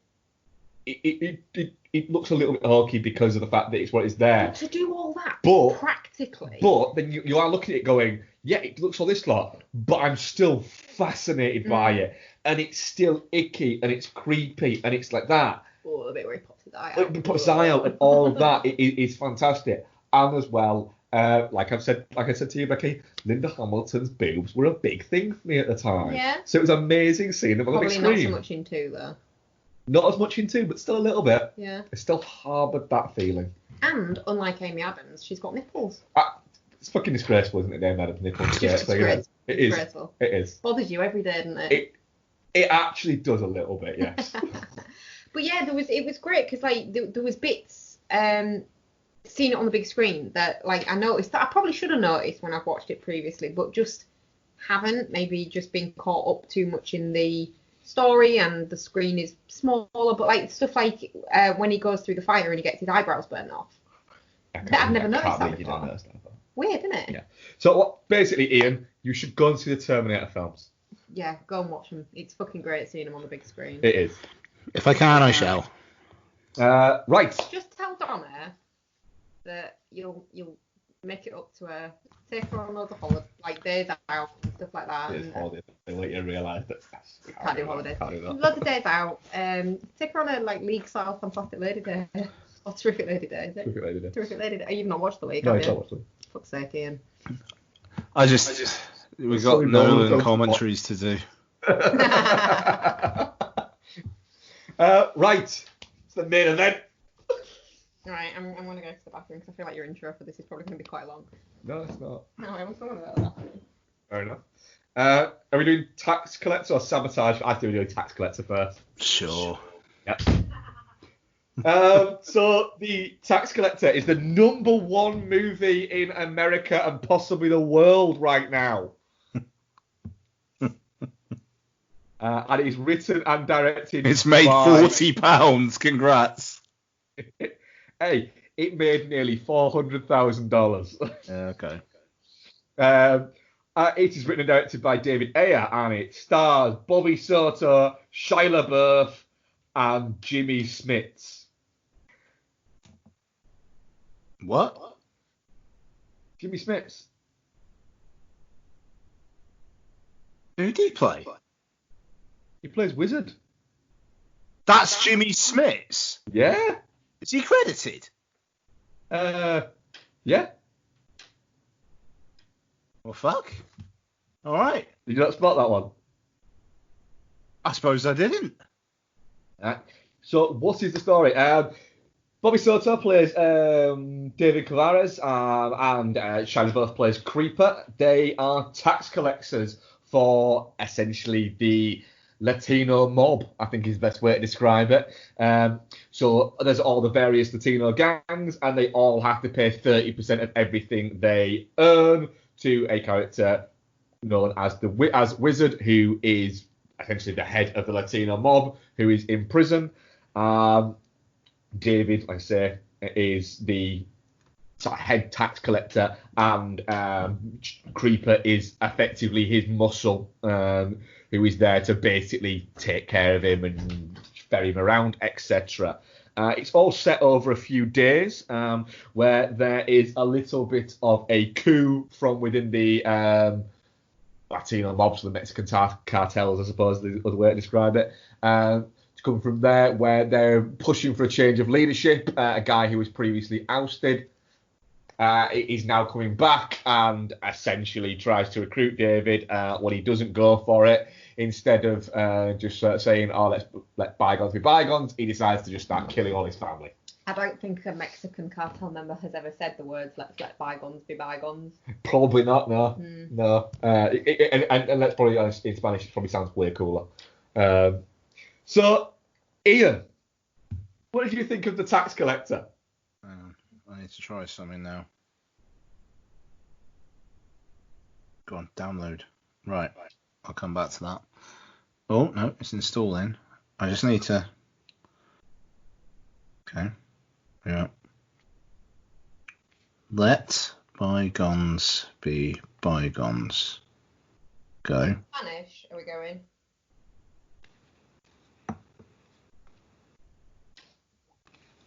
Lo pasado, pasado está. You see, it does sound better. One more time. Lo pasado, pasado está. Yeah, it does. It does sound better, doesn't it? The tax collector. Yeah, I didn't hate it. I thought it was all right. Very much misses Shia LaBeouf in the final third. Really liked him and Bobby Soto's conversations, like Shia LaBeouf talking about how important meditation is to him. He's like, I don't trust it. Is incredible, and then just like it's and then I lean into my day, and it's like his day's just fucking murdering people, but like, but yeah, no, it's that stuff's great, and just the you know, the that bit where the woman comes into the party, and then Bobby Soto's like, she's like the female version of you, and Shia LaBeouf's just like, well, yeah, I must say I'm fucking intrigued, or whatever it is he says. That is what he says, yeah. It's it's brilliant, great stuff. And I think Ayer's sense of place is definitely there, but I think it does really struggle, like Sabotage, with like how to end, and so it just goes, fuck it, let's just have him join up with a bunch of other random bunch of gang members, and that one head gang leader is very, very into Bobby Soto, just like, yeah, he's a good guy, I'd ride or die for him. It was like, Jesus, mate, chill the fuck out. Yeah, he does very much like him, doesn't he? Yeah. Yeah, I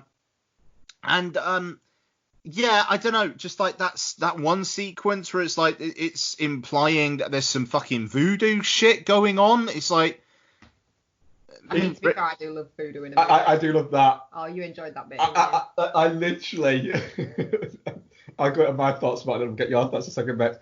But how was I reacting at that bit, Becky? You can probably tell it better. I really hope they're doing a human sacrifice. Oh my god, I really, really hope he's doing a human sacrifice. Oh my god, they are. He is. He's doing a human sacrifice. He was very excited. I was very excited about the human sacrifice. Yeah, no, absolutely. But yeah, I enjoyed it. I mean, I won't lie. I think it's one of Ayer's better efforts recently. But I think it makes a misstep in having Bobby Soto, who is fine, be the lead character when you just want LaBeef. Bex, what do you think? Very similar, to be fair. We commented afterwards, didn't we? I wish the alternate timeline version of that film had been made, and it was him that had died, and then it was Creeper that went on a big revenge kick to avenge his death.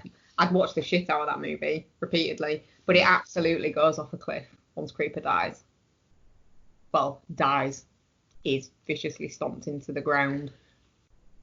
Yeah, and I think my thing there is it's The ending's just very disappointing. the problem with that I have with that is that we're built up.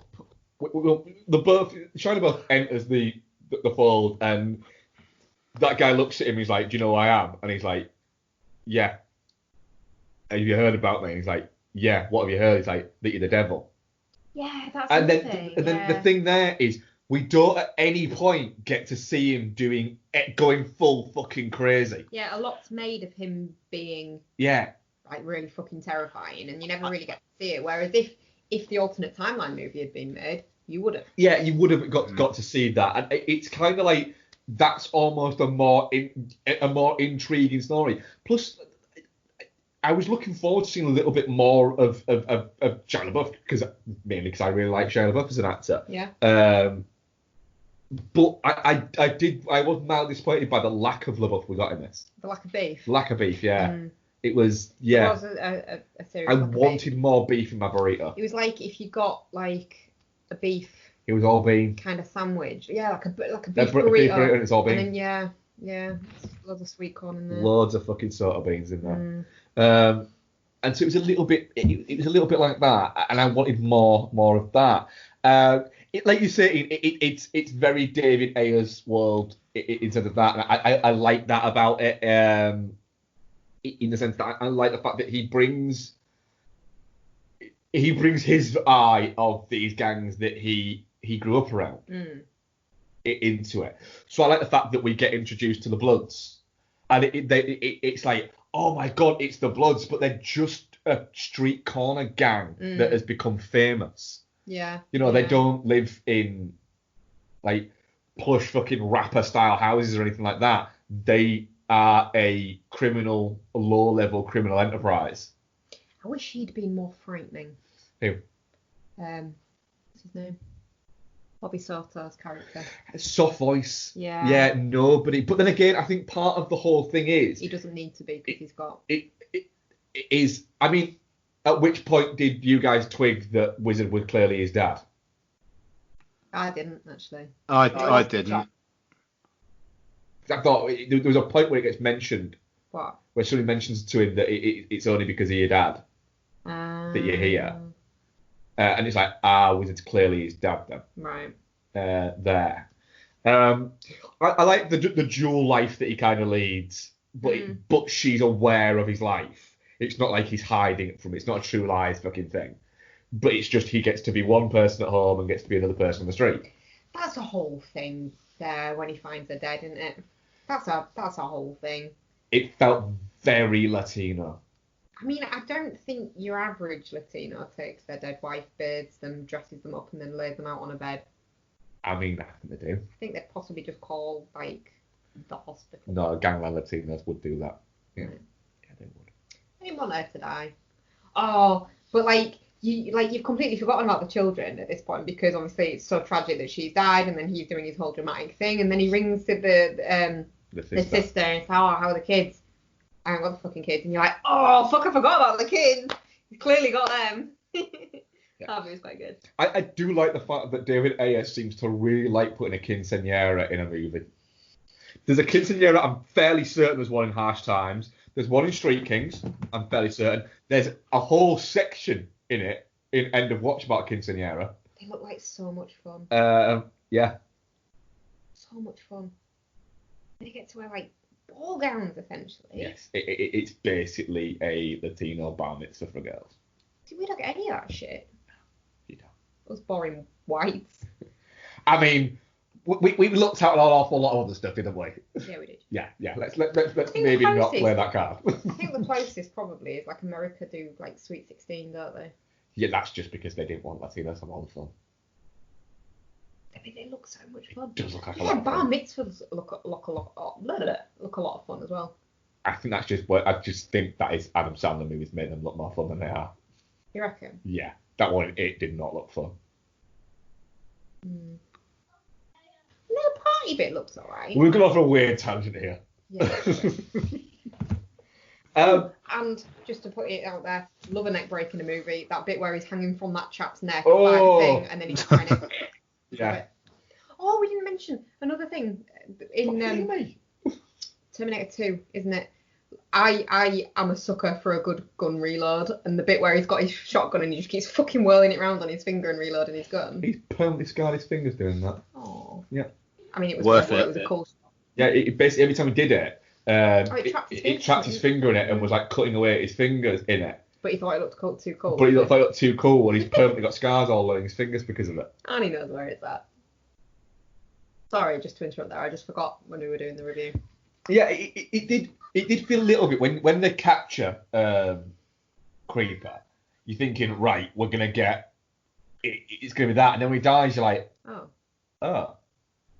And I did think, hang on a minute, so Shia LaBeouf got that entire chest piece tattoo actually done for that one scene where you can hardly even see it. I mean, that does sound like the kind of thing Shia LaBeouf would do. Oh yeah, it does. Another thing that annoyed me is once they actually started trying to like kill him and get the children back, it all seemed to fall too easy. Like when he finds him in the motel room, apart from the fact that he's a really fucking terrible shot, like he's got a machine gun pointing right at them when they're laid on the bed, and it takes him a while to get them. It is, and that guy's not a small guy, and the woman, I mean, he should have at least shot her in one of the boobs that she had. I mean, I wasn't so much bothered about the lack of boob shooting, but I didn't want boob shooting. I'm just saying, she was stacked in the chest region, so you know there's a target. They were there. They were there, yeah. But yeah, A is a terrible shot, but B, soft voice. Yeah, soft and it just he finds him quite easy. And then he kills him in the toilet. I didn't look that easy though, to be fair. I mean, it didn't look hard, did it? If you're in a bathroom with somebody who's prone on the floor and you have a... That bit was easy, but he did at one point have him pinned, and then he remembered his Krav Maga. That's just because he was a bitch, though. He was a bit of a soft-voiced bitch. Soft voice, yeah. But yeah, right, so where are we then with Tax Collector? Yeah, I mean, it's definitely not shit. Like I say, I wish the third act wasn't the third act that we got, and Bobby's so a soft-voiced bitch. Yeah. It has two separate ratings. What? Sort of post-Creeper and Creeper. Because the bit where, until he dies, it's great and it's definitely not shit.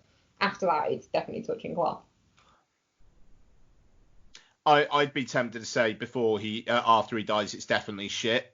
But there's about an hour where he's alive and a half hour where he's not. So it overall. Oh yeah, it's an overall. It's definitely not shit. Yeah, I'm definitely not shit. I just wish the ending was better. It's a 7 out of 10 for me. So it's mid-range Ayer for me. But I still enjoyed it.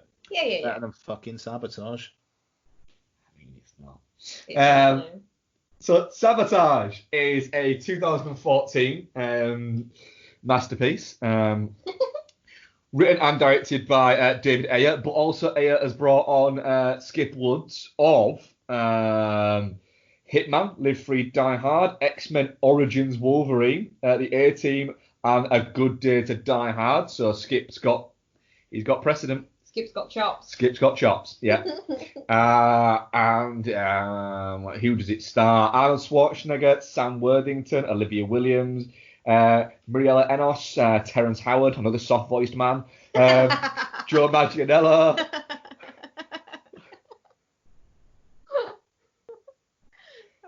Martin Donovan and Josh Holloway playing characters, and I have to get this in, such as people called Breacher, Monster, Sugar, Grinder, Pyro, and Neck. Neck.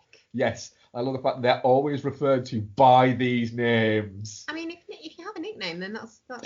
I love that Mariella Enos' character actually calls Sam Worthington, her cook husband, Monster. She still calls him Monster. I feel like me calling you Fozzie. It smells icky. Yeah. So what's it about? Well, it's only got the best storyline of all time. Yes. Arnold Schwarzenegger plays John. Of course he does. No, he plays Breacher. But it's John Breacher. Breacher? Breacher, Mark? Well, anyway, he's plays John because he always plays John. Right, but he's earned the name Breacher He has by earned the name Breacher. breaching things. Because he's a DEA legend, Becky. He is a DEA legend. And at the start of it, they are in a Mexican cartel. And they are essentially recovering some money. But what would you have it? They steal some, and then they blow up the rest of it to cover for the fact that they've stolen it. But then again, what would you have it? When they go to collect it, somebody has also stolen it from them. It's gone? It's just gone. Gone. It's just gone. So they are put essentially on some form of garden leave where they are... Because somehow, despite the fact that all the money was blown up, they know that that money was, that specific money, to the dollar, was missing. Yes. And I love it even more for that gaping plot hole. Do you know what I noticed as well on rewatch? That somebody asked She actually about... fucking references it. She references it. Mariella Enos references it. And they don't even give her a real answer. Nope, they don't. We just know. We just Fine. know. Yeah. Do you reckon Ayer was like, people are going to ask this question. We've got to reference it in the movie. All right, so what's the reason we're going to give? They just know. They should have done like what they did in An American Pickle, where it was just like, he explained how how I could live in Brine for 100 years with some very good data that made a lot of sense, and everybody was happy. They should have done that. Like, just do that for Sabotage. They don't need to, because they don't need to, because remember, Breacher, Monster, Sugar, Grinder, Pyro, and Neck. Yeah. Which one was Neck again? Was he Max Martini? Josh Holloway. Oh, he's Josh Holloway. Max all right. Martini is Pyro. Right, okay. And Shonen was called Tripod as well. Yeah, there is one called Tripod. There is one called Tripod. One of the other ones is called Tripod. Tripod's the one who dies, I think, isn't he? Is he? Tripod's the one who dies early on, yes. So, Ian, your rewatch of Sabotage. What do you think? How did that go? Right, so I must have been in a bad mood when I originally watched it, because I think me placing this in the bottom 10 of a year, especially given this would have been like 5 years ago, where I was probably watching an awful lot more films than I'm able to get through now. There was an element of me that just thought, like, fucking what dick did I have in my mouth that day, you know? And not David Ayers. No, obviously not. No. It was Tripods. I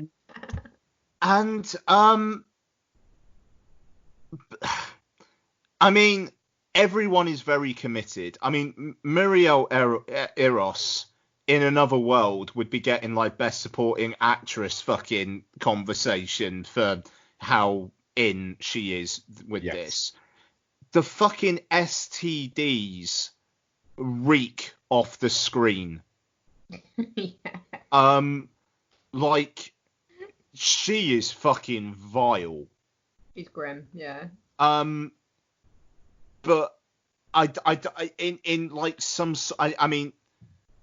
assume Marc's like, yeah, I could see what Terrence Howard and Sam Worthington see in her. I don't know. I mean, she's a redhead, Ian, so... Yeah.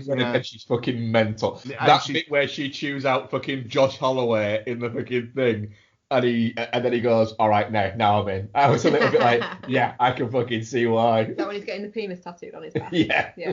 Is that a dick?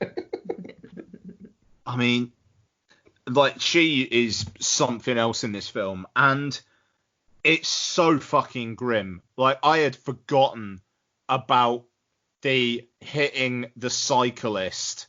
The cyclist is on the windshield, and then Terrence Howard just goes clattering into that fucking truck. Yeah. And then like you just see the cyclist just like going through and just turning into mush. And it's a remarkably rough film to watch, and that's entirely on purpose. And I mean, I don't think I'll ever forget that again. But again, the ending of this film feels like it was taken off of David Ayer and they gave it to someone else. Like they just cut in and like the shots of the wife and whatnot just to set up some sort of motivation. Then add the last 15 minutes be Arnie goes to Mexico and shoots some fuckers.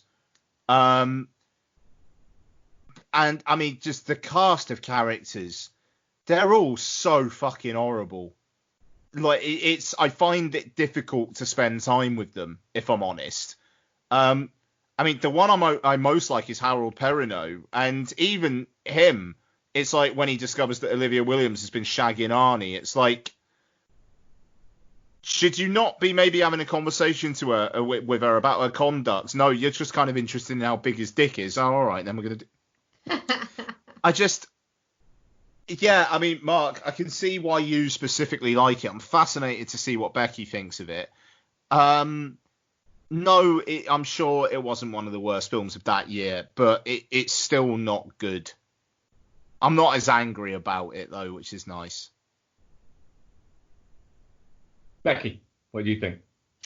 Well, I really loved it when we watched it first time. There's one issue that I have with it, which we've already raised, but I've decided that it's fun enough that I'm fine with it, which is the money. And how did they know? I really like it. I don't get the hate for it, to be honest. Because people don't like this type of movie. Because it's violent, or because is it because of the giant plot hole? No, it's not the giant plot hole. No one even spotted that. I think there's a certain type of movie that is seen as being the anti what Twitter movie fans like, and it can be a bit echo chambery. Twitter movie fandom is very echo chambery. Yeah. You know, and it is. There's certain types of movies they don't like. You know, you can't be violent unless you're a horror movie. You can't. Everything has to conflict to a certain moral code, and bits like that. And here is a movie where the law enforcement are the worst fucking characters, and there is not a single character in it that has a redeeming quality whatsoever. Arnie's not that bad. He just wants to avenge his wife's death. But all his methods. He wasn't a good guy before that. He was good at his job. He loved his wife. He loved his kid. Yeah, but I still think that if someone killed me horribly, I would want you to do whatever you fucking could to avenge me. Okay. Including any of this. Okay. I will contact David Ayer. Yeah, and get him to direct your vengeance. And get him to direct my vengeance. Okay, that's fine. But that's your point. No. There's not an awful lot to say about it. It's dumb and it's very violent and it is a bit of a sledgehammer to the face of a movie. But sometimes that's fine. Do you know what I mean? It's like not everything has to have a message or be witty or whatever. Do anything else other than be an entertaining movie. Yeah, and I love it. It's mental, and it's unashamed in that it's a throwback to kind of 80s straight to video action movies, where they're going over the top with things simply for the fact that they can. It's what grabbed attention. And bits like that, you know, you're talking about, you know, movies that are only shown in cinemas after 11 p.m. and things like that. And I love that about it. It's unashamed in what it is trying to do. And I always think that that's one very good thing about David Ayer, in the sense that, you know, he's since come out with Suicide Squad and very much said, look, that's not my fucking movie. It's got my name on it, things like that, but it's not my movie. It got taken away from me because they didn't like what I was going to do. Fair enough. But with the movies that are his movies, you get the feeling like he's telling the story that he wants to tell there. Sabotage, I think, was supposed to be a 3-series films. Aww. It was supposed to be like a trilogy that focused on different characters. So the next one was supposed to be, I think, about Olivia Williams' character. Right. And she gets involved in a case that she can't crack, and Breacher ends up helping her crack that. And then the next one goes back round to the front. The third one was supposed to be that. And of course, Ayer's his career doesn't fall in a place where he can do multiple films for that. But yeah, I still really love it. It's crazy. It's mental. It's OTT. And yeah, I still really like it. I would say it's a fairly late at night with a few beers kind of movie for me. Yeah. And also the Joe Manganiello still not caring that Olivia Williams isn't a stripper and still maintaining that she should still be a stripper, and then try to force her to have a drink when she's like, I'm working. And it's like, I don't care. Yeah. It's great. It's fun. It is brash. It's offensive. It's not that offensive. It's not, but it is. It will push people's buttons, and I think that's the problem with it. That's what people don't like about it. I love that it turns out that it's him that stole the money. Yeah. You're like, oh, it's that fucking skanky bitch. It's definitely the skanky bitch. But it's not the skanky bitch. No, it's him. I love the fact that he basically, when he tells Olivia Williams, and she's like, what? And he goes, you're not going to do anything about it. I mean, that's the thing. It's just like, right, just be quiet. It's going to be all right. Just be quiet. And then he just fucks off. And that's it for Olivia Williams. But I think with her character, she holds her own for the most of it until she gets to the point of where she's like, where Sam Worthington's character has told her, you are out of your depth in this. And then she quickly realises, oh, I am. I am capable of reacting to these things, but I am not willing to go further into these things. Yeah, and to be fair, by the time she finds out that it was him that took the money, I don't think she gives a fuck. She's there to investigate the murder. I think she wants to walk away from it and go, I don't want to get killed, and B, I don't want the paperwork. It just seems like an awful lot of effort. Yeah. I think she's pretty good in it, actually. I think she's very good in it. Yeah. I don't really remember her being in it, because obviously quite a lot of large, big characters in there, isn't there? Yeah, she's fairly understated. For the it's a collection of almost cartoon caricatures, more than it is actual people. It's like, tone-wise, it kind of reminds me of The Losers. Yeah, exactly. Yeah, it is very much like that in terms of. I love that film as well. Can we watch that at some point? Yes. So yes, that was Sabotage. I'm definitely not shit on it still because it's not shit. Definitely not shit. Ian? Nah, shit. I can't do it. Can't even upgrade it to a touching cloth? Nah. So that was definitely not shit from Ian. I said definitely not shit. Good questions, guys. Did you do a poll? I didn't do a poll, Sabotage, no. Because I'm an idiot. Silly sausage. I thought people don't need to be asked, do they? They know it's not shit. No, it's not shit. People know. So, Jordan McGrath asks us. Oh my god, Tax Collector, that bit when they grind that man's face along the fucking road. Oh yeah, that's fucking rough. Oh. That was grim. Yeah. The fact you see his face, like, and his teeth sticking out. He's full fucking dented. Yeah. Didn't like that.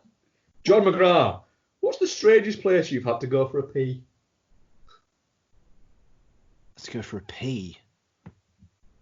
I have one while you two are thinking about this. So I'm coming home from working at one of my company's other stores. It's my birthday, and the journey's supposed to take about 90 minutes.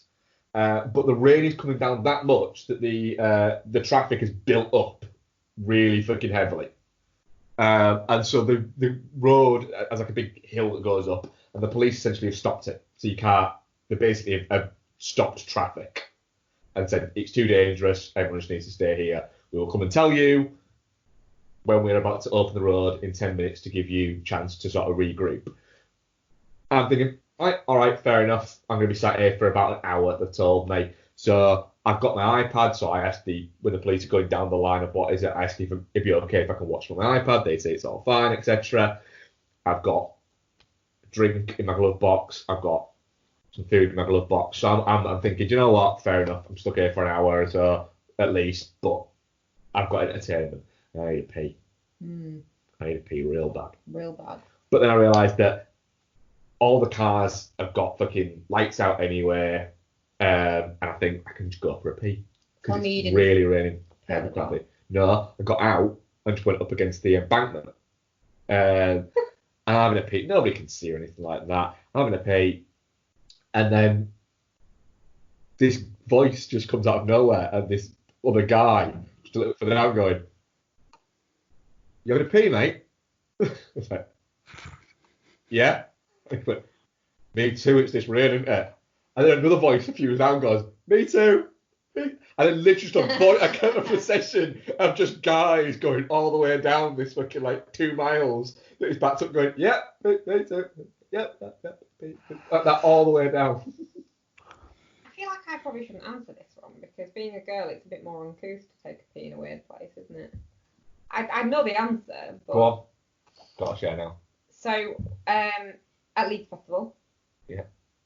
During the year of the riots. Yeah. It was too dangerous to go outside of the tent. Yeah. And also they were blowing up Portaloos. Yeah. So I had to go in the little porch bit of our tent. So it's not super weird, but it wasn't pleasant either. Nah, but it wasn't. Ian, what's yours? That was terrifying. But yeah. Peed on a friend of mine once.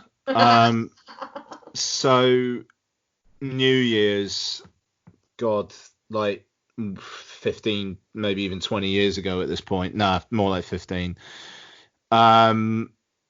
Really fucking like 5 o'clock in the morning, everybody's just fucking sleeping wherever they can sleep. I need to go for a pee, and a friend of mine's just blocking the toilet door.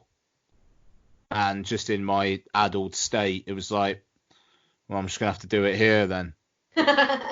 And he woke up while I was peeing on him. And, is it bad? That's haunting. Is it bad that I'm actually a little surprised it's not you that he peed on? Yeah, I can confirm. Get-togethers. He'll remain nameless, but I don't think it's anybody you guys know. But yeah, he woke up and he wasn't happy, obviously. But like the guy whose house it was, like my mate immediately was just like, woke him up and said, "You see what like Ian's just done?" And he explained it all, and then the guy just laughed at him and was just like, "You shouldn't have been fucking sleeping in the doorway then, shit, you fucking twat," and like just ended it off there. So yeah, and I was just like, I don't care, you should have gotten out of the way, you know. And yeah, so it's not something I'm particularly proud of, but at the same time, shouldn't have been there. Shouldn't have been in that position. So I think you're justified.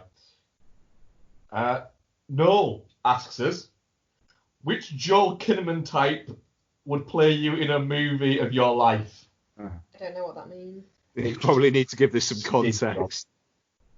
So there was a tweet that Noel sent us the other day where a website had basically said, like, breaking news about Spider-Man 3, Sony looking for a Joel Kinnaman type for a role.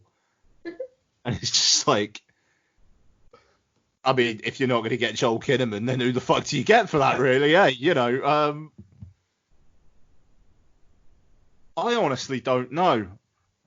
I mean, like, I think in the grand scheme of kind of like dark-haired, chubby 30-somethings, where you could get Josh Gad, I'd probably get Dan Fogler.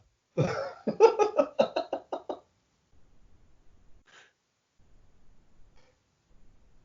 trying to think who I'd have. I don't really understand. I'd probably get some kind of budget fucking Zach Galifianakis.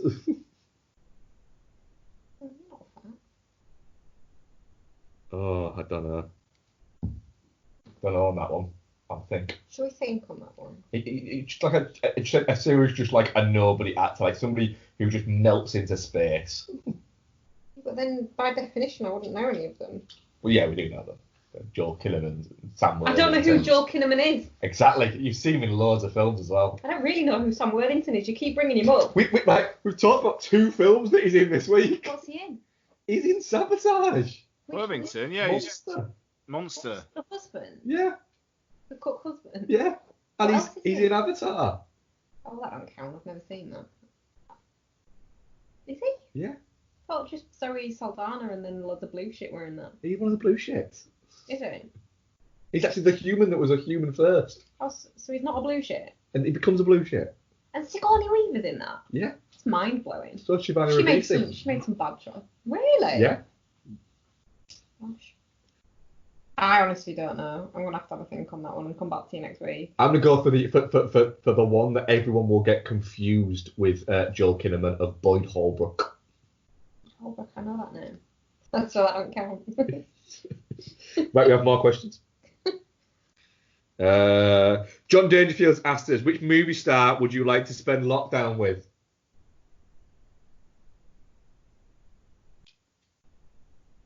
What movie? What? Sorry. What movie star would you like to spend lockdown with? I don't know. I mean, like you could go for the obvious answer, but is that still Stallone? You'd want to spend lockdown with Stallone? Yeah. Oh, Annie'd be a good one though. He's got a donkey. Annie'd be a good one, but Stallone, literally, because I could just go, hey, Stallone, I've got all your movies. Can we watch them all and you can talk to me about them? And I think he'd be like, oh, no, yeah. I mean, that's the thing. I'd like Kurt Russell would probably be my one for a similar. Because you bring Goldie along. What? Yeah, quite. And I mean, like just listening to him and Carpenter on their commentary tracks, like they're having such a fucking fun time together. Yeah. I like just spending lockdown just watching movies. Like if I could watch the Christmas Chronicles with Kurt Russell on a hot as balls August day. Yeah, that's a good time. Are we spending it at their house or at our house? I mean, if we spend it at their house, it goes up a fucking level with Stallone. Have you seen his house? It's amazing. Can I go stay with the Hemsworths and Elsa Pataki? Can you imagine how fucking fit you'd be and how many barbecues you'd have on the beach? I guarantee you the barbecues aren't as good as you're thinking because they're fucking they're not, because they've got to maintain certain levels, don't they, to keep trim Meat's like just that. protein. And then secondly, yeah, I'm sure you'd want to do their fucking fitness regimes. Yeah, I'd want to be able to. Oh shit, do I have to do Stallone's? Yeah. Jesus Christ, I am. Fuck, it's worth it. I'll do Kurt Russell's. You can do Kurt Russell. which if it's Goldie Hawn now, I think that's just drinking a lot of wine. Yeah. Oh, Kate Beckinsale and her cat. Yeah, but the main one that's Insta famous that she always does the grooming videos of. But Antons asks us, after recently being reminded of Gavin Rossdale playing the villain in Constantine, has there ever been any great acting turns in films by musicians? David Bowie, Firewalk Me. It's a very small, but David Bowie in Merry Christmas, Mr. Lawrence, I think you could easily have in there. Can't see that. The Prestige is pretty great. His Prestige is very good, actually. David Bowie in a lot of things is very good, actually. He's good. What's that one that he did with Jeff Goldblum, where he plays like the fixer for the Hitman? Oh, fuck, what's it called? It's not About Last Night, is it? It is About Last Night, yeah. Yeah. Where he basically... Tom Waits is the man with the bunnies. Tom Waits, Man of the Bunnies and Seven Psychopaths is very good, yes. That's my favourite. That is absolutely actually my favourite. I don't like the man's singing voice, but he's fucking great as the man with the bunnies. What? Don't like his singing voice. Fuck you. Old Man Grime, you leave it alone. Lady Gaga in A Star Is Born. Yeah. Yeah, no, I'm sorry, yeah. Fuck you, Becky. Not as good as Tom Waits with his bunnies. Tom Waits and the Bunnies is really He's fucking good. good. Yeah. We have more questions. I think me threatening people has fucking worked. Have you scooped up the one from Rick from last I'm week? getting to that, yeah. Yeah. Da, da, da, da, da, da, da, da, da. Oh, What was that one that he did with Jeff Goldblum, where he plays like the fixer for the Hitman? That was Oh, I'm trying to find it. I've lost that one. Give me 2 seconds. Because it's not appearing in replies for some reason. So Andrew Jones says, great films to watch in a heat wave, and a follow-up, great films to watch when the world starts to explode. I mean, I'd like some suggestions of films to watch in a heat wave myself, to be fair. I like kind of like your Empire Records type movies to watch when it's hot. Like just shit you can just Set over a day, Yeah. all set in one day movies that are just sit back and just let it flow over you. Yeah. And not too much happens. Yeah, like slice of life type movies. Yeah, more rats. Yeah. Yeah. There you go. Empire Records and more rats. No, we've got to do ones for when the world's exploding. And the world's exploding. Geostorm. Geostorm, yeah, actually, I probably would do disaster movies because, like, in the same way that when COVID happened, I watched loads of fucking Contagion movies. Yeah. Yes, and then we did have the one from what is it? Where was it? Where's that gone? I think I liked it, so I think. Rick, he was saying he was playing Ghost of Tsushima. It's got a Kurosawa mode in it. What? Find a tweet back to it for some reason. Oh fuck, I can't remember it. Where's it gone?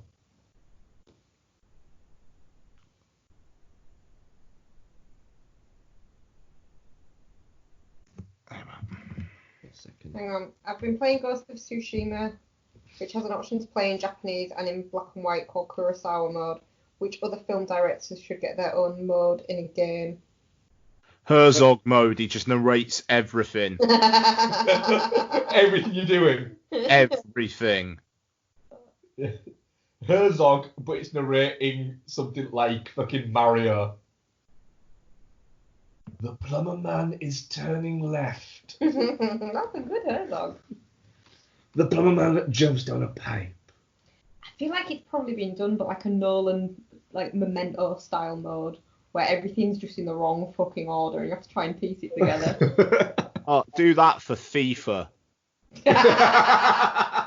Like, you start and you go, why am I 3-2 down? Yeah, exactly. It's like you start, it's in the 75th minute, you're 3-2 down. It goes out to a goal kick, you're now in the 32nd minute.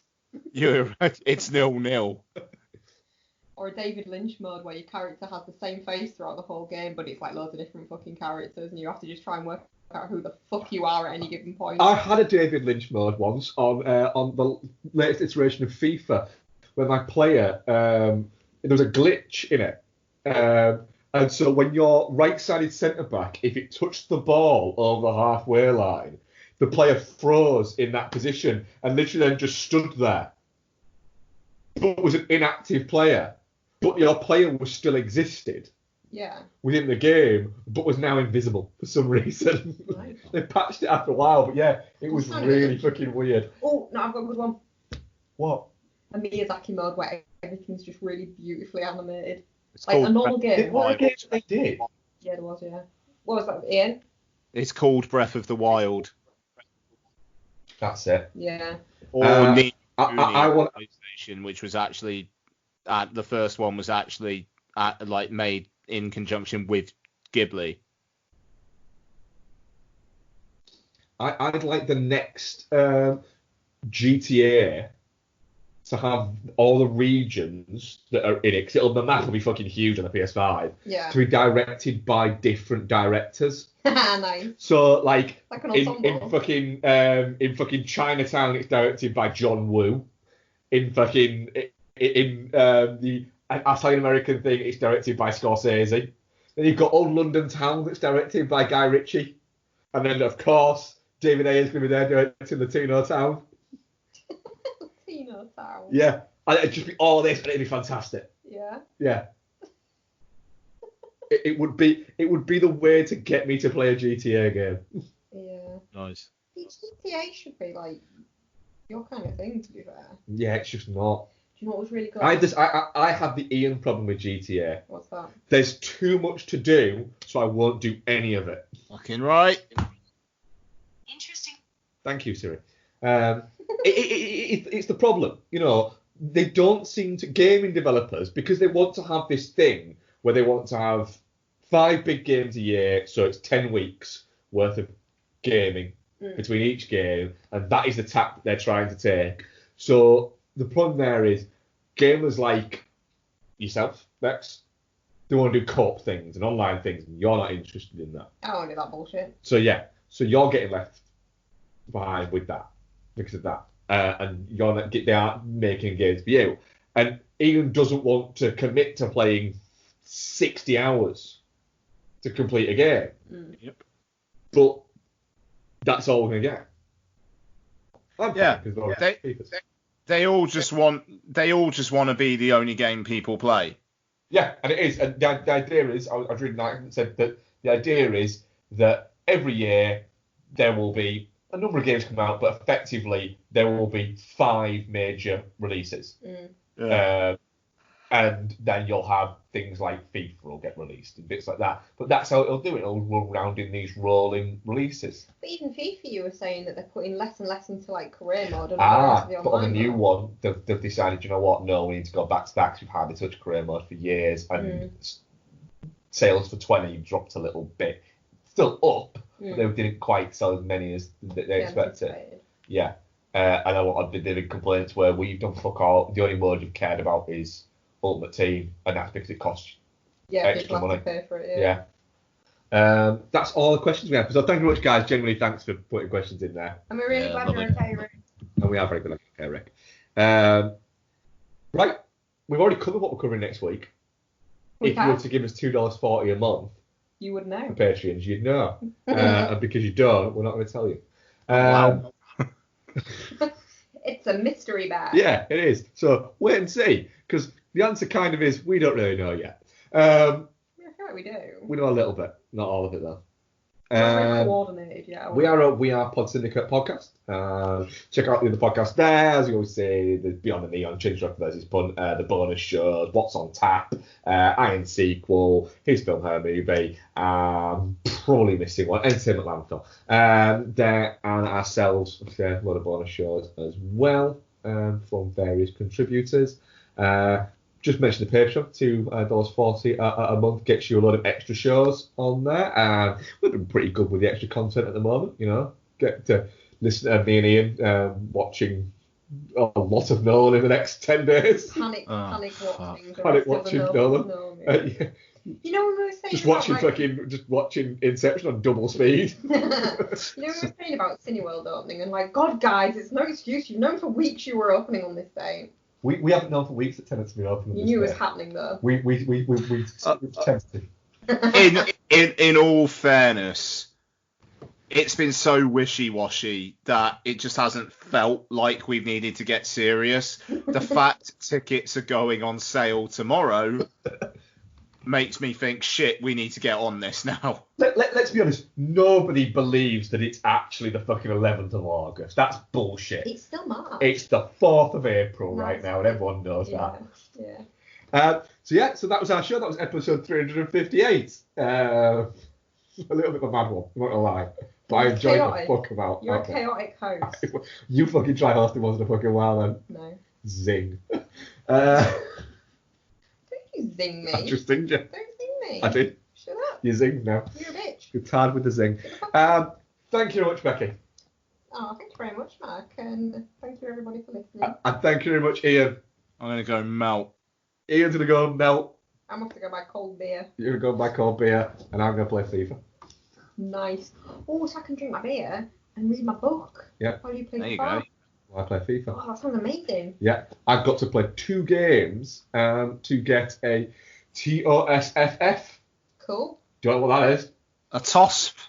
A top? Yeah. We've recently discovered that vegan chicken from Donna Summer at Spark is the most amazing thing in the world, so we'll be going there tomorrow. Yeah, in a thunderstorm. I don't give a fuck. That's fine. Potato tops and vegan chicken and possibly a sando. Yep. Maybe some vegan doner meat. Who fucking knows? Who fucking knows? It's 50% off. Thank you very much for listening, guys. Thank you. Bye. Bye.